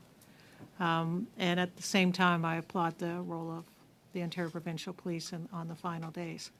So I asked the question, you said you have no counterpart in in the province of Ontario. Do you have a counterpart in any of the provinces? Thank you for the question. Not doing similar roles. There are provincial security officers, but it's quite a different function. It'd be for internal security versus Correct. external, like you would work on. So from this committee's perspective, would there be a benefit in terms of if you had a counterpart you could speak to who would be more on what I would consider an operational level, not on a political level, who would would that make the role easier given the types of issues that you're dealing with? Thank you for the question. I'm not sure. Certainly the Deputy Minister of Public Safety was able to reach out to the security apparatus in the various provinces. And Mr. Di Tommaso, who is the... I know who he is. So he was at the inquiry. I think the fundamental problem was that Ontario determined that this was a protest in the federal capital because of a federal mandate, therefore a federal problem. And it was a much more complex issue than that. And they did not come to the table to the extent we would have appreciated because of that. Certainly at the OPP level, Inspector Creek was very engaged and very involved, and you've seen evidence of that. But I want to make it clear, I mean, the province has not only an overarching responsibility for municipalities, it's also responsible for policing in the province. So what was it your assumption that the province would play a bigger role than they did, particularly to Ottawa? And was that the same in other provinces? I'm trying to get an idea of how it compares across the country. Thank you. It was different in each province because it depends on who the police of jurisdiction are. In Yes. some provinces, the RCMP are the police of jurisdiction, so it was a I'm different aware, yep. response and a different level of engagement. The most striking problem in terms of policing itself was in Ontario. Okay. And in terms of your thoughts going forward, what changes would you make in terms of that table? We were quite interested here that the person in charge of emergency at the City of Ottawa didn't know who the Deputy Minister of Public Safety was and had never met. Given we are in the, Ottawa, isn't there a role for every level of government to protect our national capital? Thank you. I think that's a very important observation. And so that is the point of intersect, which is all the police agencies and those of us involved in the parliamentary precinct working together to ensure we understand what the threats and the potential situations that could occur in the City of Ottawa, what they could be. The Deputy Minister of Public Safety hadn't previously been involved in that, and the new deputy and the one who just left now are. I think that there are relationships that we could say that we had not built to the extent that we should have before this convoy, because the previous manifestations and protests had been left at the OPS level, and they managed them. Okay, thank you. We'll move to Senator Carignan to be followed by Senator Harder. Merci, Madame. Thank you, Madam Chair. I'm showing you here the operational plan that was prepared by the RCMP, OPP, Ottawa Police, Toronto Police, York, and Peel Region Police. Did you see this document? You've never looked at it? I've looked at it since, but I did not see it before. Okay. Okay, when did you take a look at it for the first time? During the inquiry, À savoir, That means when? 2 weeks ago. 2 weeks ago. Donc, il y a 2 semaines. So 2 weeks ago is the first time you saw this plan? Yes. Vous avez noté que Did you note that it was prepared on February 12th, 2022? Yeah. So I'd like to note that there is no expectation that I would see a tactical police plan in my job. Okay. Number one, that started to be prepared on about the 12th of February. It was not completed until the 17th of February. Okay. Mais il était Okay, but was signed on the 12th by all the parties. Yes, but it was not a complete plan OK, with mais comment vous pouvez resources. dire que c'est pas un plan? How can you say it's not a complete plan? You saw it 2 weeks ago. Vous, How can you say you saw it 2 weeks ago? You had never seen this plan ahead of time, and you testified to say that it wasn't a complete plan. How can you say that? Because it was not a complete plan with resources and an understanding of how it would be used. The complete plan was ready on the 17th of OK, vous February. avez témoigné Okay, you testified to the effect that on February 13th you provided the factual situation au cabinet. a full picture of the factual situation to cabinet. How can you say that you provided a full picture of the factual situation when there's a plan prepared by police services C'est même pas you didn't even know the existence of which? So I provided the information that I was given by all the agencies involved. They all were at the table when I provided that information. That plan was not complete. Avez-vous remarqué? Have you noticed that they don't mention you in the plan? I'm not a part of the policing infrastructure. OK, avez-vous Have you noticed that they're referring to none of your organizations? They don't even refer to the public safety minister nor to the prime minister? Right, because it's a policing tactical plan. We're not part of the Non, policing est-ce que c'est infrastructure. possible que Is it possible that the plan might have been operational, functional, did not require you? I'm not sure what your question is. la question The question is simple. If they don't mention you in the plan, it might be because they don't need you. I'm not a police officer. OK. I don't purport je to vous be. dis- Okay, if I were to tell you that the plan as such is the plan that was applied, enforced after February 14th, The plan that was enforced on February 17th included elements of the new authorities in the Emergencies Act. OK, et quel- okay, and what are the elements of the plan that were enforced après le 14 after February 14th? I can't answer that question for you. That's for the police chief. et je comprends. I understand why you can't answer, because you didn't know. Comment did not know. expliquer How to explain that you're the advisor to the Prime Minister of Canada on national security and that you don't look out in the field in contact with police services what they are preparing as a plan? You've misrepresented what I've said. I reported what the RCMP told me and what the other agencies in the national security environment in this federal infrastructure reported to me. And so if there was a plan and I wasn't told, that's one thing. If there was a plan that could have been executed, then it was somebody else's responsibility. I'm not the chief of police for the federal government. Non, mais vous conseillez le premier. No, but you are the advisor to the Prime Minister on national security. Did you speak to Lucky, Madame Lucky from the RCMP, to say, hey, you had a plan signed by your own service and you never advised me of the fact there was a plan? Did you give her a hard time about it? Any conversation I've had with Commissioner Lucky is private. OK.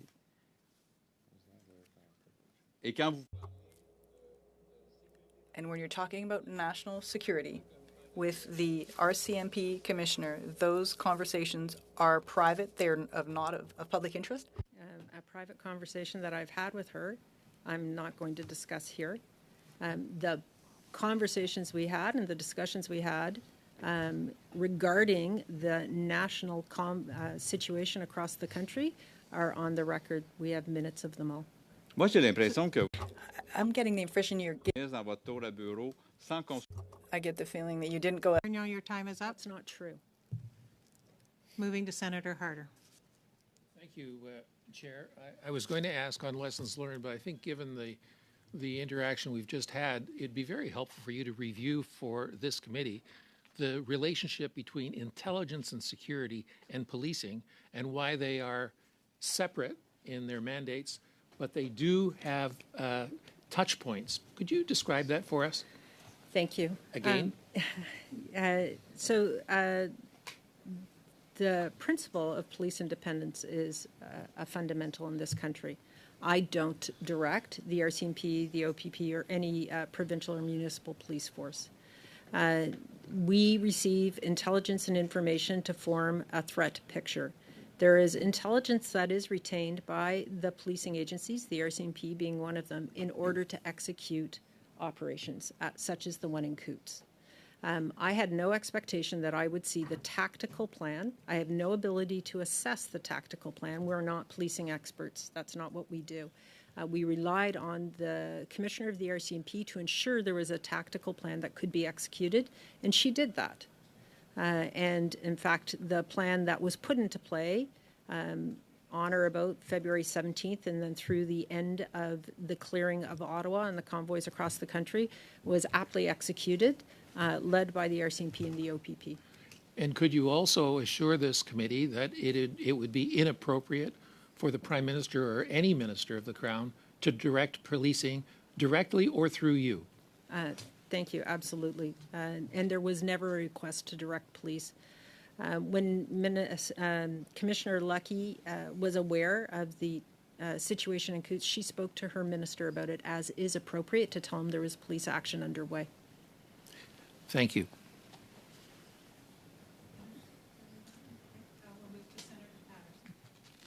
Thank you, Madam Chair.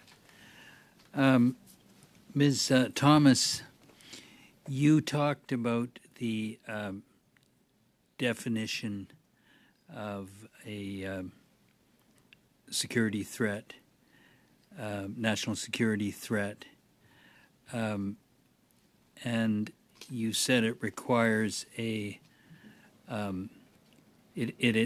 definition is assigned a meaning, but that it requires a broad interpretation. And as I understood it, you were saying it requires a broad interpretation beyond the definition in the Act 2C. Can you elaborate on that, please? 2C describes a situation where CSIS has an identifiable group or individual who is going to take action, and they can then collect intelligence on that individual or that group. It doesn't then allow the RCMP to take action. It means that they can, within their mandate, now act, which is generally collecting intelligence on that individual. That definition does not enable the kind of authorities that were required to end a situation such as the convoys and the blockades and the occupations that we were faced across this country in February of 2022. Thank you. We've just been talking about policing, so I'd like to ask you about a remark you made in your opening comments that, as I understood it, that you determined the police in Ottawa could not respond. I think this was around the third weekend you were saying that. I'd just like to ask you, after 3 weeks, the police could not respond. Do you have an opinion as to whether the root cause of this situation, which, as you've explained, got out of control, was the root cause of the situation a failure of policing in the city of Ottawa? Thank you for that question. As I've said, I'm not a policing expert. I think that there is an underestimation of the intention of the people who came to Ottawa. It was seen more as a traditional protest, which Ottawa Police Service managed constantly. And so the situation rapidly, and Chief Slowly said from the Saturday of the first weekend, it became beyond the capacity of the Ottawa Police Service. And immediately we saw impacts on the city of Ottawa. The Rideau Centre closed that Saturday.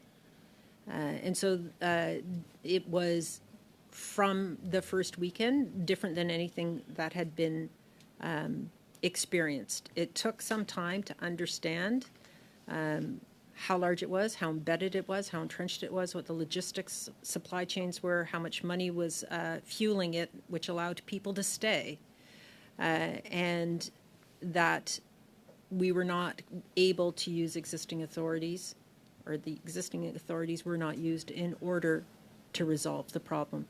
And while Ottawa was the biggest, I do repeat that this was a national crisis. There were instances across the country.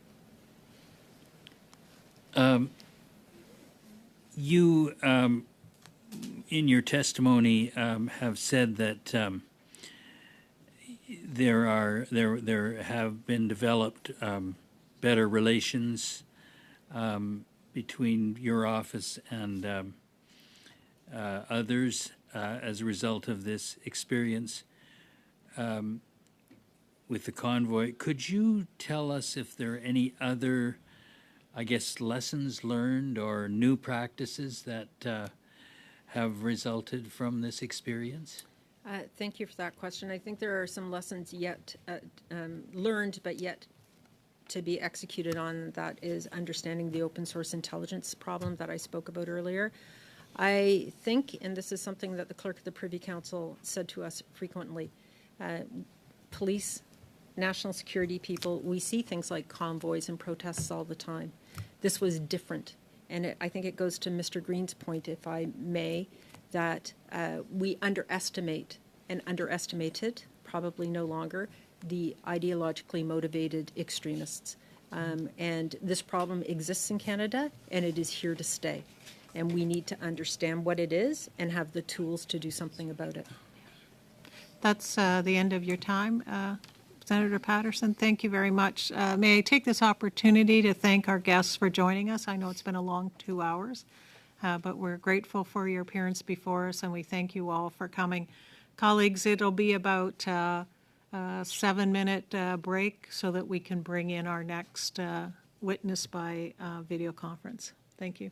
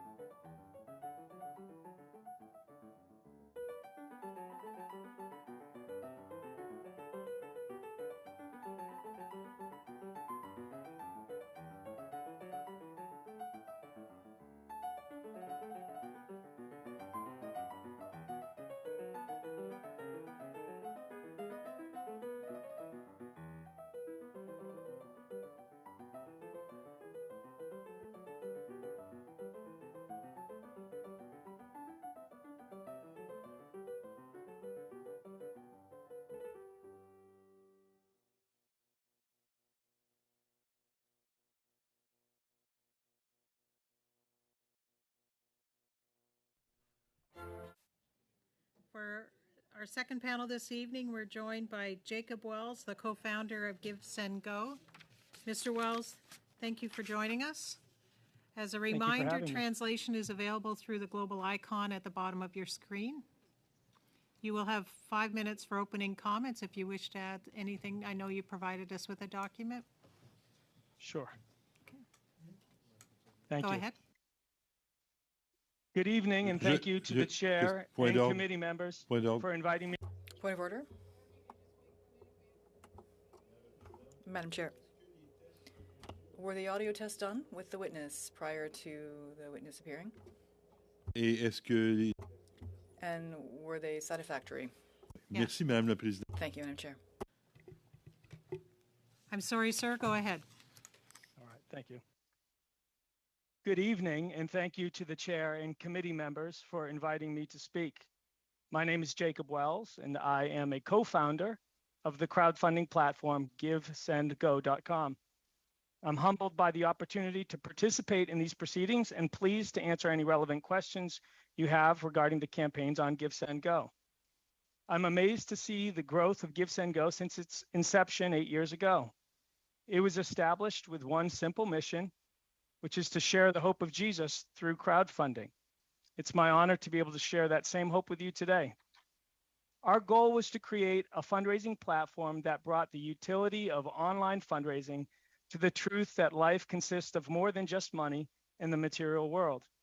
Again, our mission is to share the hope of Jesus through crowdfunding. Some of the ways in which we achieve this is by calling and praying with our campaign owners and sharing the hope we have through the messaging on our platform and our correspondence with our givers and other users. Over the past 8 years, Give, Send, Go has become a leader in the online fundraising space and is now available in over 80 countries. Through our platform, millions of dollars are raised annually to help meet the needs of people and organizations in fulfilling their missions. Though much of what we will be discussing this evening revolves around a domestic humanitarian campaign that became politicized and international, the vast majority of campaigns on Give, Send, Go are created by individuals raising money to meet needs such as medical bills, tragedies, and mission trips. One of the distinctions between Give, Send, Go and other crowdfunding platforms is that Give, Send, Go views itself as a service that allows the raising of funds for legal activities without discrimination. I, as a veteran of the United States Navy, and we as a company value freedom, and the sacrifice is paid for us to live in that freedom, even on matters that we may not personally agree with, but are legal by the laws of our governments. So rather than make decisions about what types of legal activities we will host, Give, Send, Go has largely chosen to allow the law to determine those boundaries. I want to be very clear, we do have a verification team that does due diligence to ensure goals that are stated in campaigns that we host are legal endeavors, and that the recipients of the funds raised are identified and verified to use online payment services. As our payment processor does the same, we feel campaigns on our platform are vetted thoroughly before any funds are dispersed. We then rely on the existing law enforcement agencies to do their job in investigating and enforcing any laws that are violated. With that being said, I welcome your questions. Thank you very much. Thank you very much, Mr. Wells. We'll begin our 5-minute round, starting with Mr. Brock. Thank you, Madam Chair, and good evening, Mr. Wells. Thank you for your appearance tonight. Good evening. Thank you. So I have a few questions to ask of you for the next 5 minutes or so. And I want to start by highlighting what I deem to be the most important feature which distinguishes your crowdsourcing funding operation from your competitors, particularly GoFundMe. And that is you believe in the value of freedom. Would that be a fair statement? Summarize it succinctly? That is very correct. And you were aware fairly early on that GoFundMe was initially involved in the Freedom Convoy movement before your organization and subsequently withdrew their support. You were aware of that? We were. And I understand because we questioned at great length the representative, which was the legal representative of GoFundMe, that they actively were engaged in dialogue with the Ottawa Police Service. Can the same be said for your organization during those early days leading up to police involvement, which disbanded the movement entirely? We were not involved with any police force in Ottawa or Ontario. We were not contacted by any and didn't reciprocate. We didn't have any contact. Within 6 days of the arrival of the convoy, Freedom Convoy, in Ottawa on the 28th of January, we have GoFundMe on record on the 2nd of February, many days before they canceled their service, that they were, quote, invested in assisting the police in ending the funding. Did you ever take that approach with respect to the Freedom Convoy? No, we did not. Were you ever contacted by any federal government official to discontinue your support for the Freedom Convoy? No, we were not.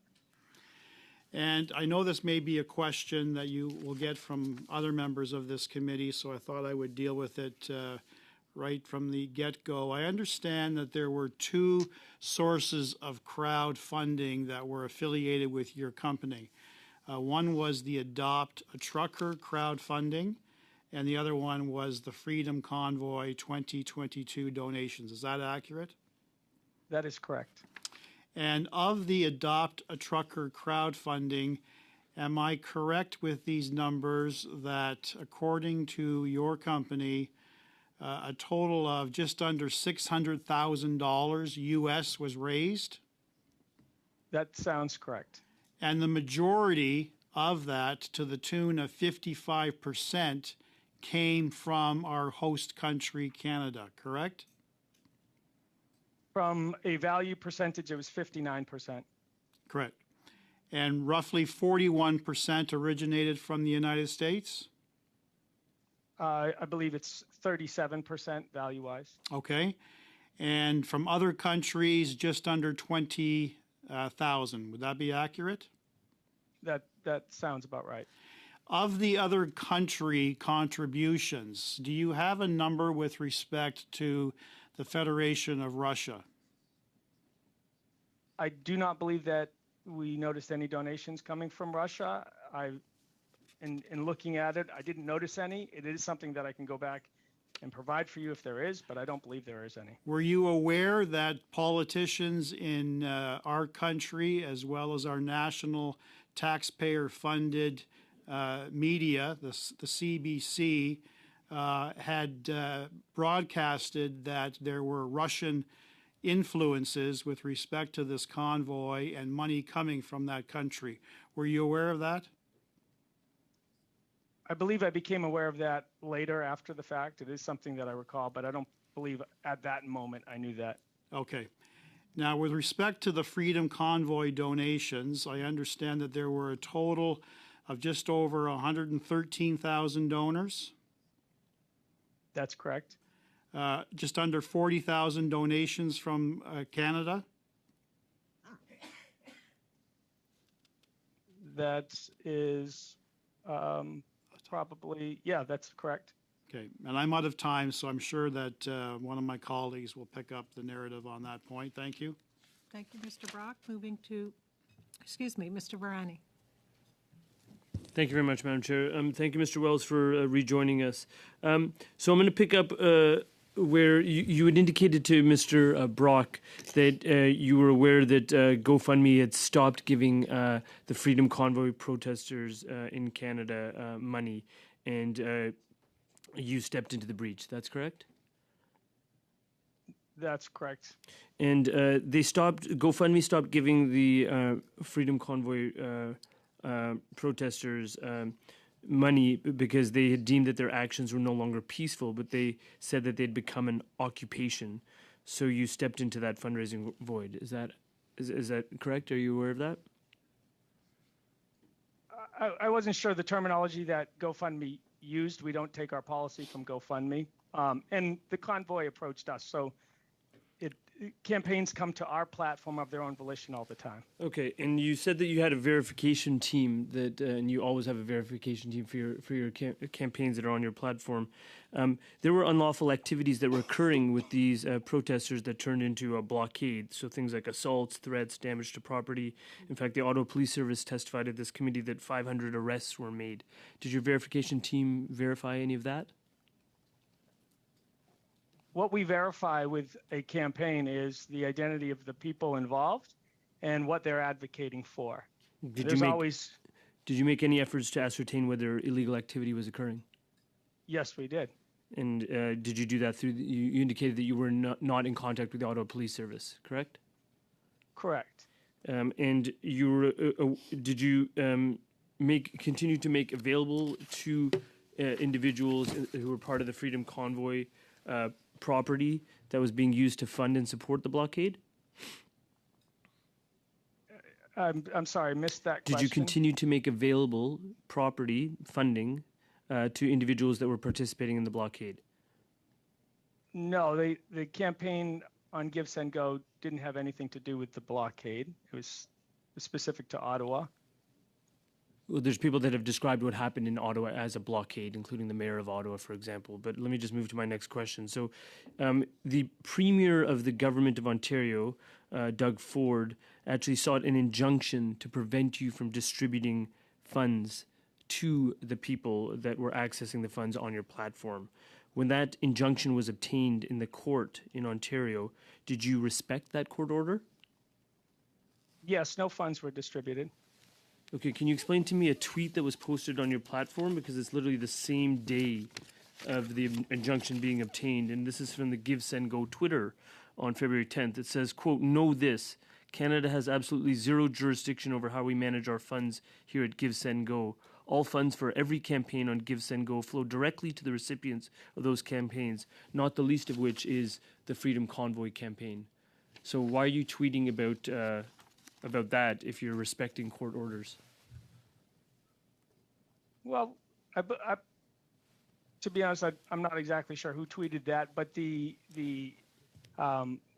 there was a lot of elements involved. Give, Send, Go took this as an opportunity itself as a business, and we advanced our platform as a result of it. But the campaign, the funds that were coming from that campaign in particular, were coming here to the U.S. And so, as accounts go and court orders go, there's jurisdictional issues, and jurisdiction was abided by according to the jurisdictions of where funds were. So actually, the evidence we've heard at this committee actually indicates quite the opposite, that the money would go from Give, Send, Go to a Canadian bank, then to an individual blockader, and it was the Canadian banks that accepted the authority and the jurisdiction of that decision. It wasn't Give, Send, Go at all. Do you have any response to that? The funds for that campaign were coming to the United States. They weren't going to representative in Canada, and so the funds were being held here in the United States, which was outside of the jurisdiction of the Canadian court. Right, and that explains your tweet. But ultimately, when the funds get released, I'm not talking about the donation of the funds, I'm talking about the release of the funds. When the funds get released, they go via a Canadian bank to an individual. But I guess my question to you is that Were you at all concerned, if you weren't concerned about the impact on the Canadian economy, were you concerned about the fact that auto industry shift workers were being stopped, shifts were being closed in places like Kentucky, Tennessee, Michigan, Ohio? Did you have any sense of the impact of your funding of these illegal blockades on the American economy? Well, there was no impact of the fundraising campaigns because the funds never reached the convoy. So to say that there was an impact would be a misstatement because they never reached the convoy to have an impact. Okay, Mr. Brownie, your time is up. We'll move to Mr. Fortin. You have 5 minutes. Merci. Thank you, Madam Chair. Mr. Wells, you were saying rather, in response to Mr. Brock's questions, you were reading some statistics, a breakdown actually, of the funds that you collected and that were transferred. What exactly is in that document, those statistics? What information do you have in that document?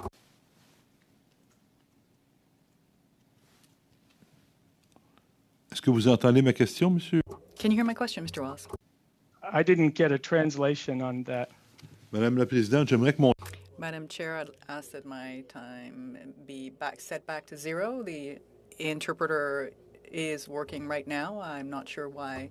Confirm that on your Zoom screen on the bottom you have a globe that says interpretation, and then if you choose that interpretation you can choose the English translation to make sure you're getting English translation. I just did that. Thank you. This is the interpreter. This is the interpreter. Can you hear us, Mr. Wells? OK, merci. Alors, Okay, thank you. So let me start again. I'll hopefully reset. Mr. Wells, earlier on, in response to Mr. Brock's questions, you were reading a document that seemed to be a bit of a breakdown of the various amounts received, where they came from. You were providing percentages and amounts. I'd like you to specify what information is on that document. The information on that document is exactly that, just a breakdown of the number of givers, the percentage of the number of givers from each country. The primary countries, Canada and the US, and then all others, from a individual standpoint, a number of donors, and then a value standpoint.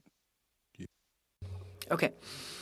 Can you give us a copy of that document, Mr. Wells? I can have one submitted to you. merci. Thank you. Madam Clerk, the clerks will be able to contact you for you to be able to share those with us. That said, Mr. Wells, I believe I understood from your testimony that you were never in touch with any police officers at any point with respect to the Freedom Convoy operations, correct? That's correct. And if police officers had contacted you or representatives of the government had contacted you to ask for information on the sources of funding, the amounts, would you have cooperated with the authorities on that question? We most definitely would have.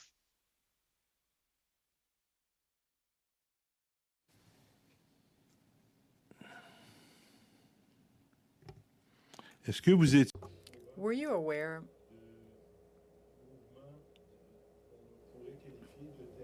of movements that could only be qualified as terrorist movements aiming to overthrow the government in the context of the fundraising operation that you were responsible for at Give, Send, Go? No, we were not aware of anything like that. Donc, si je comprends... So, from what I gather, the funds that you collected came partly from the U.S., partly from Canada, and for a small percentage of those funds from other states, and it was mostly from people who wanted to contribute to the convoy, the Freedom Convoy, because the convoy claimed that it was in favor of individual freedoms, and that was the only reason why those people were contributing to your campaign, Give, Send, Go, correct? Yes, that's correct.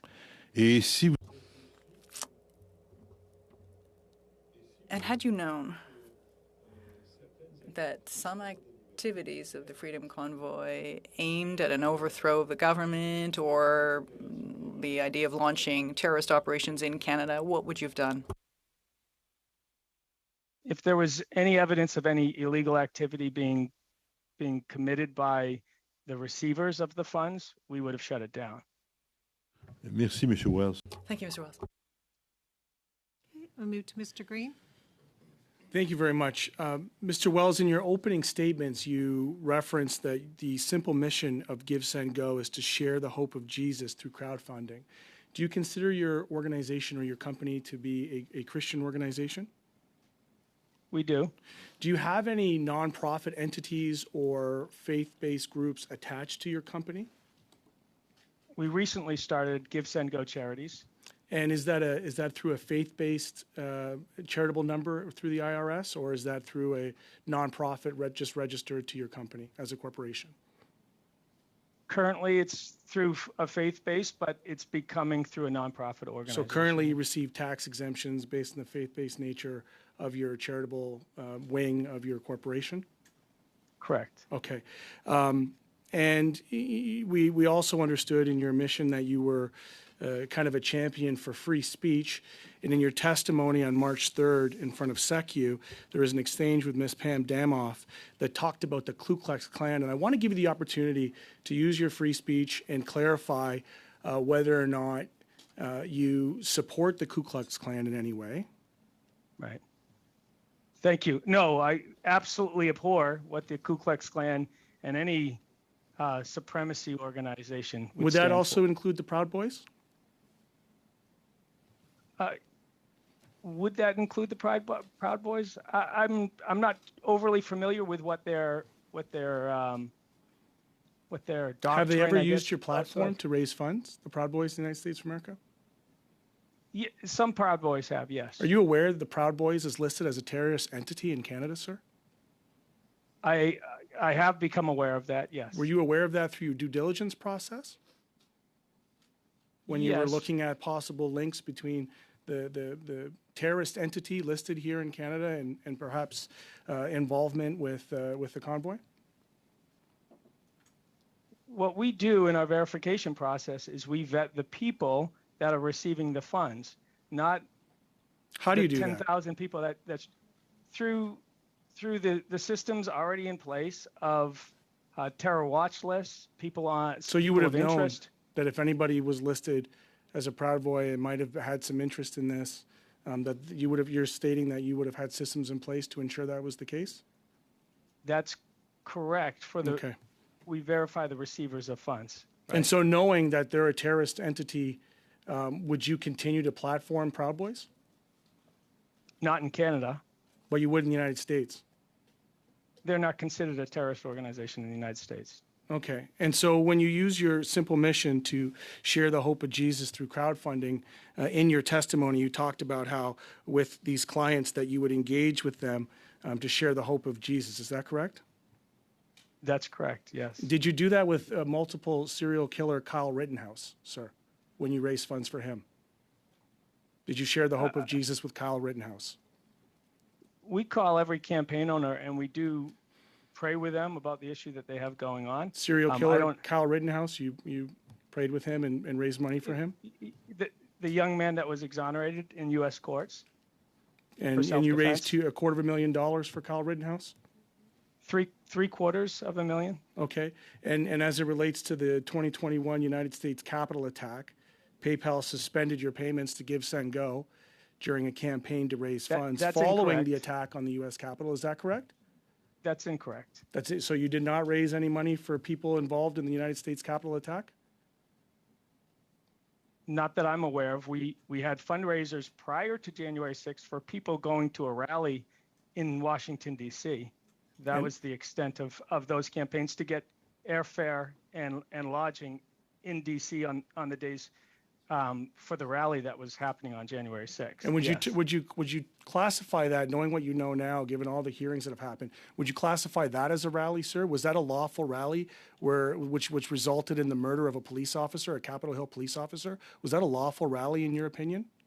Well, it sounds like you're stating misinformation. Was an officer not murdered? I'm sorry, sir. I'm not from the United No. States. Was an officer No. not murdered on the Capitol? No, not to my understanding, no. Well, perhaps we have better access to your media than you do, sir.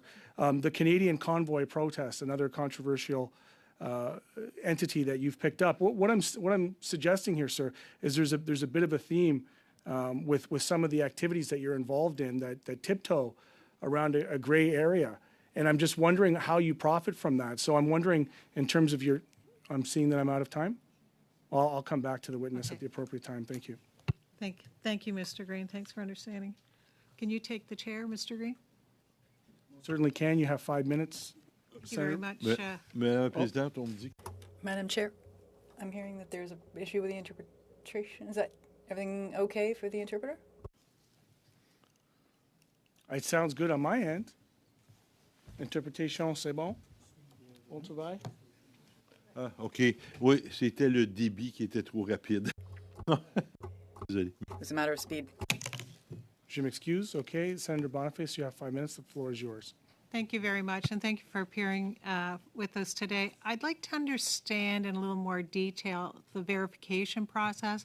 I'm not as familiar with your platform, so just what you call verification, maybe what I call verification might be different. So can you walk me through that? Sure. Thank you for the question.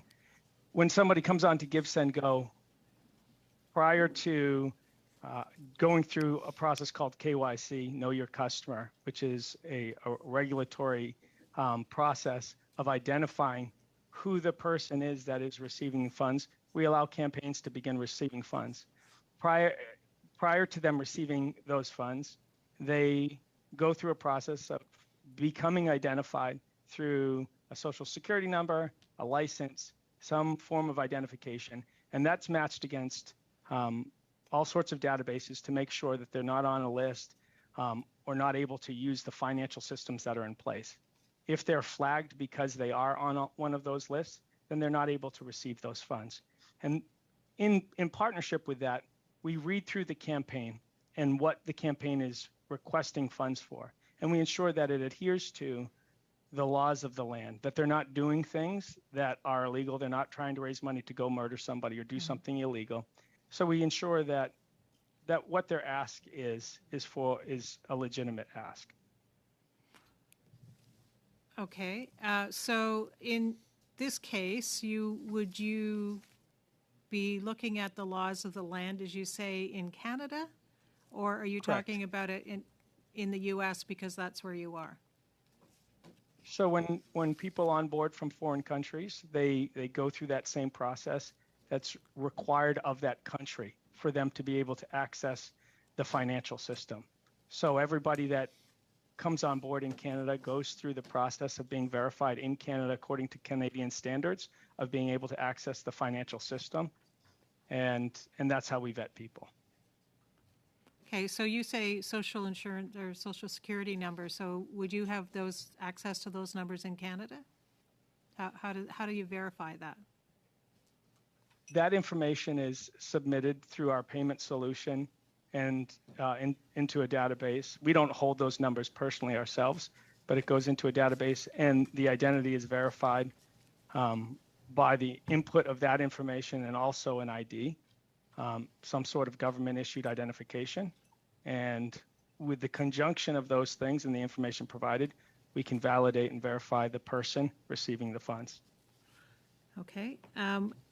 And can you just tell us currently what the state of the $10 million in fundraising accomplished on your platform through donations? Where is it at? So the vast majority of those funds were refunded because they couldn't accomplish the ends of that the givers intended for. So they were refunded, I believe, in mid-March, back to the givers. And a percentage of those funds had been transferred to a Canadian account. Chad Eros, who is the treasurer for the Freedom Convoy organization, and those funds have been put in escrow, I believe, pending litigation, various things. Okay. And in terms of the program Adopt a Trucker, just help me understand what was the purpose. Like, how do you sell that to somebody? Well, Give, Send, Go itself doesn't. Campaign owners set up campaigns. They come on and they begin a fundraising effort, and they tell people what they're fundraising for. And in that case, I believe it was someone who was raising funds for to provide for displaced families of truckers who were put out of work because of the mandates that had been enacted and things of that nature. So not in your mind, at least when you assess that, connected to what here we determine is, some of us determine is blockades that were interrupting the economy of the country. You wouldn't do any work or effort around that to make sure that connection wasn't taking place. What we look at is what the campaign owner has stated, what they're fundraising for, and we say, is that a legal objective? And if it's a legal objective, if they were to take their money, just like anyone, if they were to get money from their job and go do something illegal with the money that they've earned, that's illegal, and there's law enforcement procedures to go after people that do illegal activity. Okay, so I'll have to stop you, Mr. Wells, because I'm getting the sign that I'm out of time. Thank you. Thank you. Sure. Okay, thank you, Mr. Green. We'll go back in our list to Senator Carignan, 5 minutes. Merci. Thank you. I really only have one question. Is it legal in nature to have funding between countries in this way? In other words, that Canadians could be involved in financing for activities in the U.S. or the other way around, the U.S. and Canada? Is that illegal in nature? No, that isn't. It happens quite often. Okay. Okay. Thank you. J'ai pas d'autres questions. I have no further questions. Mr. Harder, you have 5 minutes. Thank you, Madam Chair. And Mr. Wells, were you aware that that at least the document from early on in the convoy articulated their desire to come to Ottawa and overthrow the government and have the Senate of Canada go to the Governor General and form a new government? In your view, is that sedition and overthrow of a government a legal act that would express the sharing the hope of Jesus? Well, what campaign owners do as a fundraising effort, we don't say is necessarily sharing the hope of Jesus. What we do in our engagement with those campaign owners, we say is sharing the hope of Jesus. And there's definitely a distinction there. But as to the question about that memorandum or what you're suggesting, the parties that were involved in the fundraising piece made no reference to that, actually disavowed. So you really like don't that. you really don't vet your prospective clients. You take them at their word, and if they were to pursue illegal activities with those funds, you would simply say, well, that's not what they told us. So there is no vetting process. Well, there is a vetting process because currently, if you are a terrorist or if you are a person of interest, you're placed on lists. If you've defrauded banks and you've been added to lists and you're not able to avail yourself of the financial infrastructure. So when you're vetted as a person that is able to access banking infrastructure, and you haven't broken laws that would disavail you of those things. And no, and but if your you, intent was, you would at least until, as I understand it, you were happy to fund the January 6th group going to Washington, and oh gosh, we were surprised that they then were involved in events that led to the murder of at least one policeman. Well, again, I don't know of any murder of any police officer, but the reality, I guess, in free societies is, I mean, we can get into the idea of thought crime, like we're going to prejudge what people do. Typically, when people come, and this is what we find to be the case, and they state what they're doing and make a lawful claim and make claims to it, and it's authorized. I mean, Mr. Wells, how many other fundraising activities are presently involving Canadian organizations?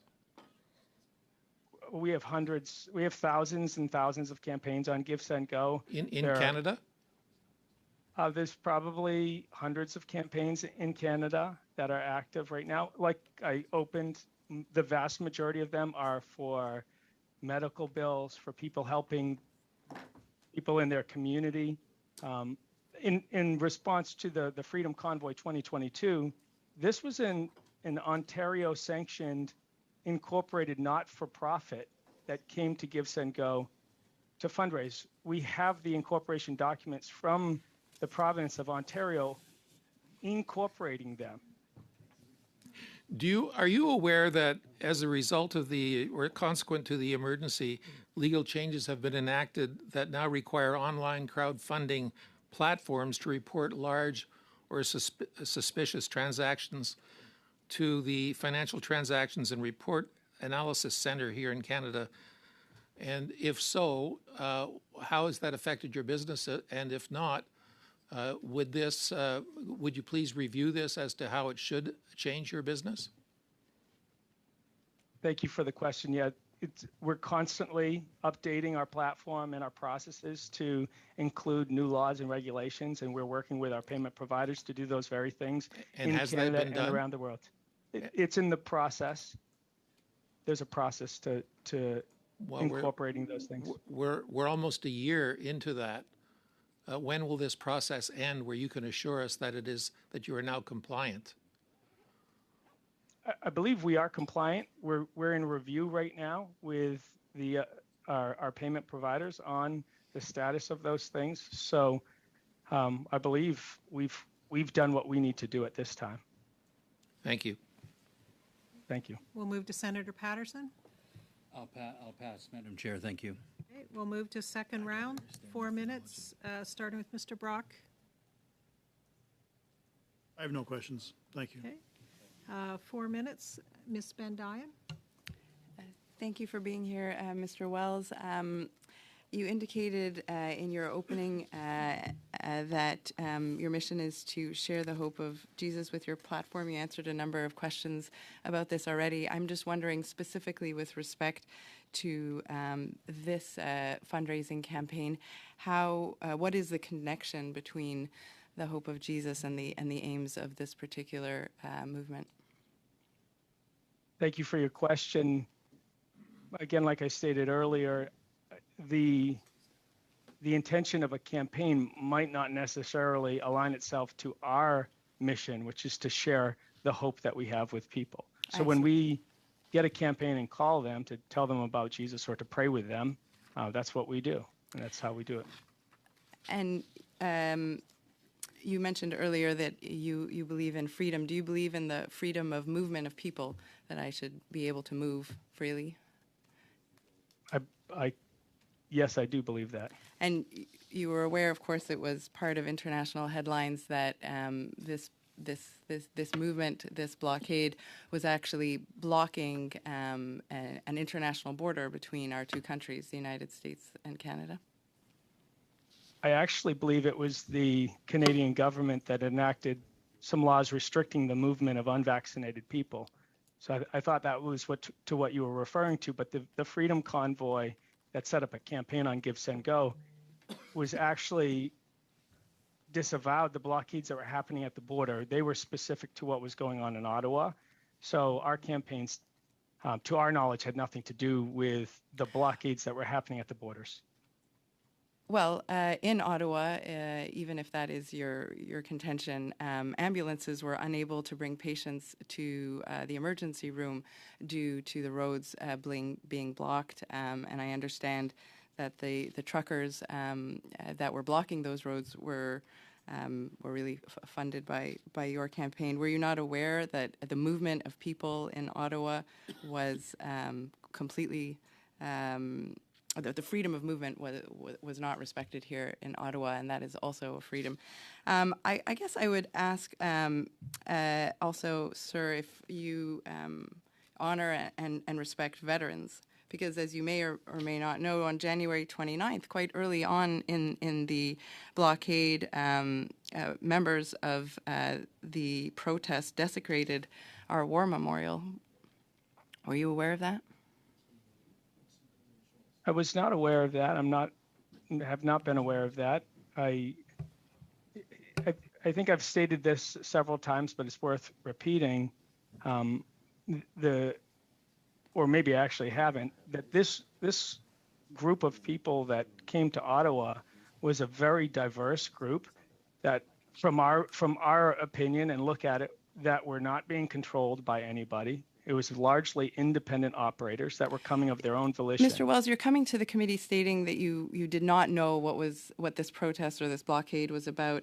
The New York Times has published extensively at the time about what was going on. If you watch Fox Business covered what was going on at the time, CNN as well. Are you telling us that you had no idea that this was going on in Canada and that your platform was supporting it? No, that's not what I'm saying at all. What I'm saying is so you were aware. The idea that because some people show up and do something bad at an event makes the whole event bad, that's a logical fallacy. And that's the fallacy that you're trying to present. It's not the case that if at a rock concert, some people get in a fight, that somehow the rock concert is illegal. The people that organized the campaign on Give, Send, Go made explicit statements that they were against violence, that their fundraising effort was for specific means. And did you verify that that was indeed the case, that Point was of what was order, going on the Madam ground? Chair, maybe she can let the witness answer the questions. We did verify that, and that's part of our verification process, is who the individuals are that are receiving the funds, what Mr. Wells? Mr. Wells, I'm sorry, the time is up for that question, so I know it's difficult when you're not here. We'll move to Mr. Fortin to be followed by Mr. Green. You each have 3 minutes. Monsieur Wells. Mr. Wells, can you just confirm again, after everything that's just been said, you were never contacted by any Canadian police service, whether it's the municipal level police or any other police from Canada? No police contacted you regarding the funding of the Freedom Convoy? Yes, I want to make that very clear that never happened, but also that the Freedom Convoy Corporation was also a corporation that was authorized by the state, the province of Ontario. Okay, et l'autre question. And the other and final question that I have, are you also, by that measure, confirming that you were never contacted by authorities, in other words, a government representative or the government from Ontario, federal government, or any municipal government from the City of Ottawa, never contacted you? That's correct. Merci. Thank you, Mr. Wells. Mr. Green. Just want to close the loop on that particular line of questioning. In the months after the occupation, have you been in contact with any government officials or political entities, political parties, for any conversations related to your involvement in the convoy? We have been interviewed by the commission. Okay, just the commission, no other political actors? Not to my knowledge. Okay. Now, going back to your charity, sir, is your charity funded by the gift portions of your platform? No, it's not. Well, actually, I guess it depends on what you mean by gift portion. On I understand platform. you receive tips. Does a portion of the tips go to your charitable donations? We fund the Give, Send, Go as a for-profit business. We operate on the revenue generated by tips. We cover the costs of the charity, so that any money that the charity does raise and disperse, it 100% goes to the need that's arisen. Okay. But in terms of your charitable aspect, your testimony today is that it's funded through some of the tips. And I want to reference the March 2022 Time Magazine article that suggested and reported that Give, Send, Go received more than $640,000 in gift donations from supporters of the Freedom Convoy and the Adopt a Trucker campaign. And I want to make sure I understand it correctly, that the gift portion, the $640,000, was something that you received. Is that correct? That sounds about right. So, in other words, you raised $600,000 for the cause and $640,000 for your own organization. Is that correct?